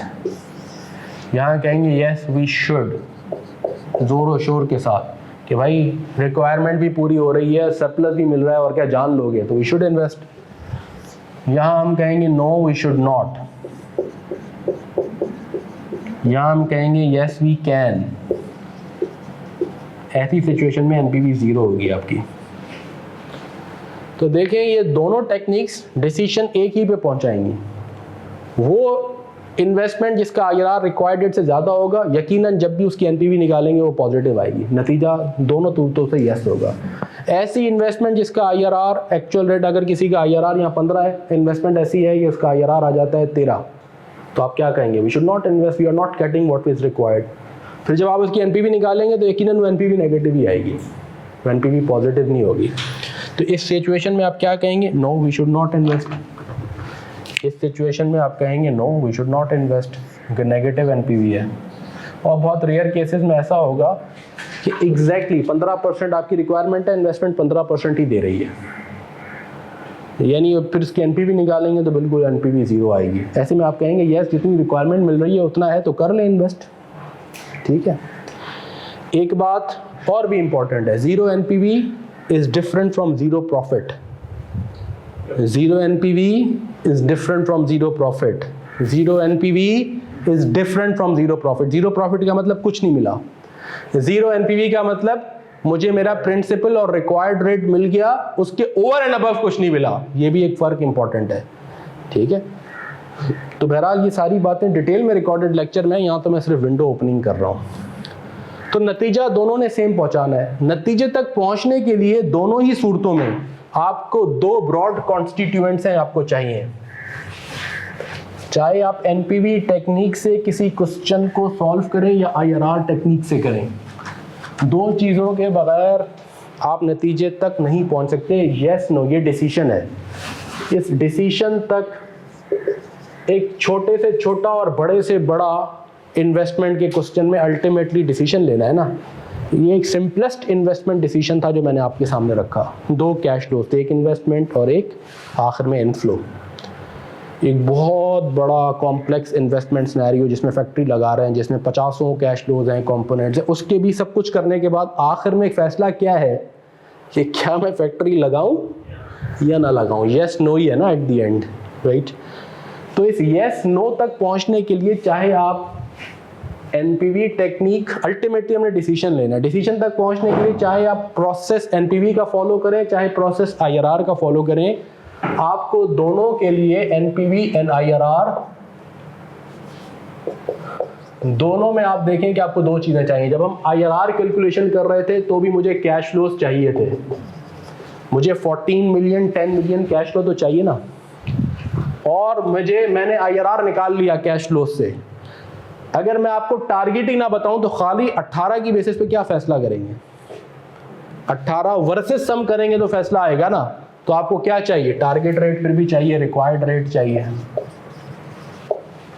उसके बगैर फैसले तक नहीं पहुंच सकते। एनपीवी के लिए भी आपको कैश फ्लोज चाहिए। कैश फ्लोज हमने बना दिए, फिर हमने क्या किया था? डिस्काउंटिंग की थी एसएपी। डिस्काउंटिंग के लिए क्या चाहिए? फिर वही रिक्वायर्ड रेट चाहिए, जिसको आप टारगेट रेट भी कहते हैं। तो दोनों ही के लिए आपको दो चीजें चाहिए, कैश फ्लोज और रिक्वायर्ड रेट। इस रिक्वायर्ड रेट के बहुत सारे नाम हैं। इसका एक नाम टारगेट रेट भी है, इसका एक नाम मिनिमम रेट भी है, इसका एक नाम कॉस्ट ऑफ कैपिटल भी है, इसका एक नाम डिस्काउंट रेट भी है, क्योंकि इससे क्या की जाती है? डिस्काउंटिंग। जैसे छोटा बच्चा होता है उसके बहुत सारे नाम, लड्डू, मुन्नू, पप्पू, पेड़ा है, तो इस तरीके से बहुत सारे नाम। तो इफेक्टिवली हमें दो चीज़ें चाहिए, कैश फ्लोज। अगर हम ये दो चीज़ें सीख लें ना, मुश्किल चीज़ को अगर हम दरिया को कूजे में बंद कर दें तो इफेक्टिवली सीखनी दो चीज़ें है ना। सो आसान क्या? एक कैश फ्लो डिटर्मिनेशन सीख लें और एक रिक्वायर्ड रेट की डिटर्मिनेशन। ये भी डिटर्मिन होता है, ये सीईओ सीएफओ कोई ख्वाब में नहीं आता। इंडिविजुअल तो अपने ख्वाब में आ जाए वो बता दे। किसी कंपनी के लिए उसे कैलकुलेशन करनी पड़ेगी। There is method to madness here. वो रिक्वायरमेंट भी अगर गलत, अगर आपने रिक्वायर्ड है 15 और आपने 25 डिटरमिन कर लिया तो 18 वाली अच्छी इन्वेस्टमेंट को नो कर देंगे आप, बेड़ा गर्क कर देंगे, है ना। तो रिक्वायरमेंट भी ठीक डिटरमिन होना ज़रूरी है, कैश फ्लो भी ठीक डिटरमिन होना ज़रूरी है। कैश फ्लो ही सही डिटरमिन नहीं किया तो आंसर ही गलत आएगा। फोरकास्टिंग ही ठीक नहीं की, एस्टिमेशन ही ठीक नहीं की। ये डिटर्मिनेशन करने का नाम तो बेसिकली इन्वेस्टमेंट डिसीजंस तक पहुंचने के लिए दो चीज़ें चाहिए। चाहे डिसीजन तक पहुंचने के लिए प्रोसेस पाथ ये वाला फॉलो करें, चाहे एक सीधा सीधा रास्ता फॉलो करें, चाहे आप घूम फिर के कोई भी पाथ फॉलो करें। ये दो पाथ हैं एक्चुअली डिसीजन तक पहुंचने के लिए। किसी भी पाथ को फॉलो करने के लिए ये दो कॉन्स्टिट्यूएंट्स हैं आपके पास, कैश फ्लोज और required rate. Cash flow determination is part of basic investment appraisal. Required rate determination is part of advance investment. तो अब हम जब स्टार्ट करेंगे, जब आप देखेंगे लेक्चर्स में, तो हमने सारी बेसिक तमहीद पूरी प्रीएम्बल बांधने के बाद डिस्कशन स्टार्ट की है कैश फ्लो डिटर्मिनेशन की।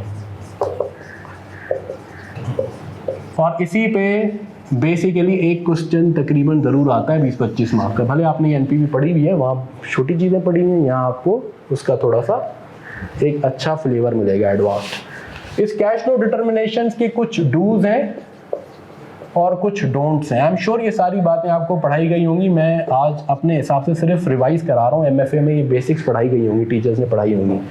कुछ इंक्लूजन्स कहलाती हैं और कुछ एक्सक्लूजन्स कहलाती हैं। देखिए यहाँ फ़र्क, कैश फ्लो आप कंपनी का भी बनाते हैं और टाई करने की भी कोशिशें करते हैं, वो एक अलग कैश फ्लो बनता है, वो कंपनी की record of all cash transactions है। यहाँ जब हम कैश फ्लो बना रहे हैं किसी अलग पर्सपेक्टिव से बना रहे हैं, यहाँ डिसीजन रेलेवेंट कैश फ्लोज की बात कर रहे हैं, है ना। तो यहाँ कुछ डूज एंड डोंट्स है, मैं वो लिख देता हूँ जिन पे हमने फिर डिस्कशन शुरू की है कि रेलेवेंट कैश फ्लोज बनाने हमें, और सारे इररेलेवेंट जब हम वर्किंग करें तो हमें कोशिश करनी है सारे रेलेवेंट कैश फ्लोज डालें और कोई इररेलेवेंट कैश फ्लो इसमें ना आए। रेलेवेंट में आप इसको किसी को अपॉर्चुनिटी कॉस्ट कहते हैं, किसी को कोई नाम देते हैं, इररेलेवेंट में किसी को संक कॉस्ट कहते हैं। इसका लिटमस एसिड टेस्ट हमने करना सिखाया है आपको वहाँ। हमने आपको सिखाया है कि टैक्स इफेक्ट्स कैसे इनकॉर्पोरेट होते हैं, टैक्सेशन आपकी, लेकिन प्रोजेक्ट में टैक्स इफेक्ट्स कैसे, प्रोजेक्ट कैश फ्लो बनाते हुए, डिसीजन रेलेवेंट कैश फ्लोज बनाते हुए टैक्स इफेक्ट्स कैसे अकाउंट फॉर होंगे, वर्किंग कैपिटल चेंजेस को कैसे अकाउंट फॉर करेंगे, इन्फ्लेशन के इम्पैक्ट्स को कैसे अकाउंट फॉर करेंगे। ये मोटी मोटी बातें हैं 4 जो हमने सीखी हैं, जिनको सीख लें तो कैश फ्लो डिटर्मिनेशन फिर सीख जाते हैं। कोई इररेलेवेंट चीज़ ना आए, कोई नॉन कैश आइटम ना आए, क्योंकि क्या बना रहे हैं, कैश फ्लो बना रहे हैं, तो नॉन कैश चीज़ें, डेप्रिसिएशन, अमोर्टाइजेशन, इस तरह की कोई चीज़ नहीं आनी चाहिए। और financing cash flows unless it's a financing decision.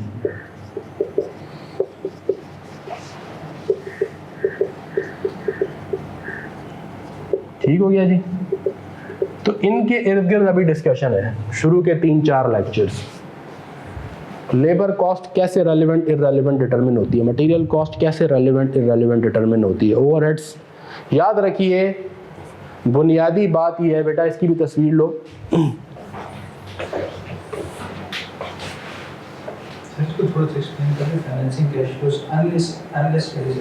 Decision में अभी बात करता हूँ, इसको भी एक्सप्लेन करता हूँ। मैं पहले इसको एक्सप्लेन कर रहा हूँ। देखिए याद रखें जो फाइनेंशियल मैनेजमेंट है ना, is very unlike financial accounting. Financial accounting is primarily historical cost, यानी बैकवर्ड लुकिंग है, हिस्ट्री लुकिंग है, और financial management is completely forward looking. बिल्कुल ज़मीन आसमान का फ़र्क है इसमें। जो हो चुका ना पहले वो सब इररेलेवेंट है, फाइनेंशियल मैनेजमेंट वो हो चुका है, वो फेट अकम्पली है। What is relevant is future, right. मेरी किसी आइटम की हिस्टोरिकल कॉस्ट ये है, बुक वैल्यू ये है, कैरिंग वैल्यू ये है, ये इररेलेवेंट है। व्हाट इज रेलेवेंट है कि उसके साथ मैं आगे क्या करूँगा। तो financial management is always forward looking, ठीक है। Financial accounting is backward looking fundamental. तो रेलेवेंट इररेलेवेंट कैलकुलेट में इसका बड़ा इंपॉर्टेंट एस्पेक्ट है, जो जब आप देखेंगे लेक्चर्स उसमें नज़र आएगा। ये बातें भी बताई गई हैं। अच्छा मैं फाइनेंसिंग पे आता हूँ। Financing decisions, financing cash flows होते हुए भी हम नहीं लेते। जैसे इंटरेस्ट की पेमेंट है, interest is an outflow, actual payment करेंगे आप। Dividend is an actually outflow, right. Shares issue करके कैश रेज होगा, ठीक है, इज एन इनफ्लो, नहीं लेंगे हम। मैं लोन लेता हूँ, इनफ्लो है, लोन को पे करता हूँ, आउटफ्लो है, ये नहीं लूँगा मैं। क्यों नहीं लूँगा? क्योंकि ये डिस्काउंट रेट डिटर्मिनेशन में चीज़ें आती हैं। जब डिस्काउंट रेट डिटर्मिन करते हैं, आगे जाके आपको बताया गया है कि डिस्काउंट रेट डिटर्मिनेशन इस बेसिस पे होती है। कहाँ ये रेलेवेंट है? जैसे लीज और बोरो, लीज करें या मैं बोरो करूं, यानी बोरो करके बाय करूं या लीज। अब ये फाइनेंसिंग डिसीजन है, 2 फाइनेंसिंग अल्टरनेटिव्स हैं कि बोरो करके बाय करूं या लीज करूं। Borrowing is also a financing, leasing is also a financing. When I am evaluating 2 financing decisions, then leasing and borrowing cash flows become relevant. वहाँ लोग कहते हैं सर यहाँ फाइनेंसिंग कैश फ्लोज क्यों डाल रहे हैं, तो मैं कहता हूँ बेटा it's not an investment decision, actually it's a financing decision में फाइनेंसिंग कैश फ्लोज रेलिवेंट हो जाएंगे, इन्वेस्टमेंट डिसीजन में रेलिवेंट नहीं होते हैं। यहाँ तक बात अब ख़त्म करते हैं, मेरा ख्याल है हमने टाइम भी ओवररन कर लिया है जी। अगर हम लोन लेके इन्वेस्ट कर रहे हैं तो भी नहीं लेंगे, वो भी नहीं लेंगे। हाँ, क्योंकि कोई भी इन्वेस्टमेंट करता हूँ मैं, जब मैं इन्वेस्टमेंट इवैल्यूएट करूँगा, चाहे मैं लीज करा के करूं, चाहे मैं अपने शेयर कैपिटल से करूं, अपना कैपिटल भी तो मैं इक्विटी कैपिटल लगा ना, या मैं लोन लेके लगाऊं, उसमें मैं इन्वेस्टमेंट डिसीजन करते हुए ये फैसला करते हुए ये इन्वेस्टमेंट वायबल है या नहीं है, फाइनेंसिंग डिसीजन फिर कैश फ्लो इररेलेवेंट है। जब मैं ये डिसीजन करूंगा कि फाइनेंसिंग ए से लूं, बैंक ए से लूं या बैंक बी से लूं, या बैंक ए से लूं या लीजिंग कंपनी से लूं, ये फाइनेंसिंग डिसीजन हो गया, उस वक्त रेलिवेंट है। इन्वेस्टमेंट डिसीजन के लिए रेलिवेंट नहीं है। नेचुरली कोई भी इन्वेस्टमेंट करूंगा कहीं से तो फाइनेंस रेस करके ही करूंगा, लेकिन वो इन्वेस्टमेंट डिसीजन करते हुए कि क्या ये इन्वेस्टमेंट वायबल है या नहीं, क्या मैं ये फैक्ट्री लगाऊं या ना लगाऊं, क्या मैं प्रोडक्ट बनाऊं ना बनाऊं, क्या मैं ये प्लांट पे इन्वेस्टमेंट करूं ना करूं, गाड़ी खरीदूं ना खरीदूं, ये खरीदूं ना खरीदूं, इन्वेस्टमेंट करूं ना करूं, इन्वेस्टमेंट डिसीजन के लिए इररेलेवेंट है। जब मैं ये कहूं कि अच्छा अब ये मैं फाइनेंसिंग में बैंक ए से करवाऊं या बैंक बी से करवाऊं, वो फाइनेंसिंग डिसीजन हो गया, उसमें रेलिवेंट है।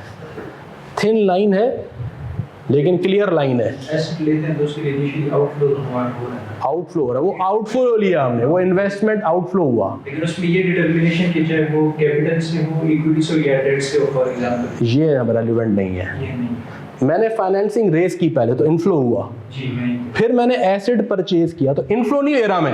जी नहीं। मैं जो एसेट परचेज कर रहा हूं उसकी कॉस्ट ले रहा हूं। लोन लिया फिर लोन रिपे भी करूंगा ना, कभी लोन के कैश फ्लोज नहीं लिए मैंने, ना इनफ्लो लिया ना आउटफ्लो लिया। ठीक है, क्यों नहीं लिया वो भी एक्सप्लेन किया गया है, लेकिन यहाँ अभी इतनी बात है टैक्स इफेक्ट्स कैसे इनकॉर्पोरेट करेंगे ये एक्सप्लेन किया गया, ऐसा ये भी एक्सप्लेन किया गया है। Is that okay? यहाँ पे क्लोज कर लें। इज दैट ओके दोस्तों? यहाँ पे हम क्लास करते हैं पहली ख़त्म। नेक्स्ट वीक हमारी मुलाकात होगी। आप ये 3-4 लेक्चर्स जो हैं जिसमें ये कैश फ्लोज के डूज एंड डोंट्स पूरे एक्सप्लेन किए गए हैं विद एग्जांपल्स, पास्ट पेपर के क्वेश्चंस भी हैं, ICAW के क्वेश्चंस भी हैं और भी जगहों के। यहाँ मुख्तलिफ बॉडीज़ के, फिर कोई सीमा का अच्छा क्वेश्चन है तो वो पिक किया गया है, इंग्लिश इंस्टीट्यूट का अच्छा है तो वो पिक किया गया है, ACCA का अच्छा है वो पिक किया गया है, चाक स्पॉट जो है ना ये अपना इंडियन टैक्समैन्स की किताब में अच्छा है वहाँ से लिया गया है, कोई और अच्छी किताब है वहाँ से। तो इस तरह के डिफरेंट प्रैक्टिस जो हम क्वेश्चंस कराएं डिफरेंट सोर्सेज से लिए गए हैं, तो वो आपने ढंग से करना है। फिर नेक्स्ट क्लास में ये देख के आना है, यहीं से बात शुरू होगी। तो इंशाल्लाह हमारी मुलाकात होगी नेक्स्ट संडे। ठीक है जी, थैंक यू सो मच, अपना ख्याल रखें। We'll meet next Sunday. अस्सलाम वालेकुम।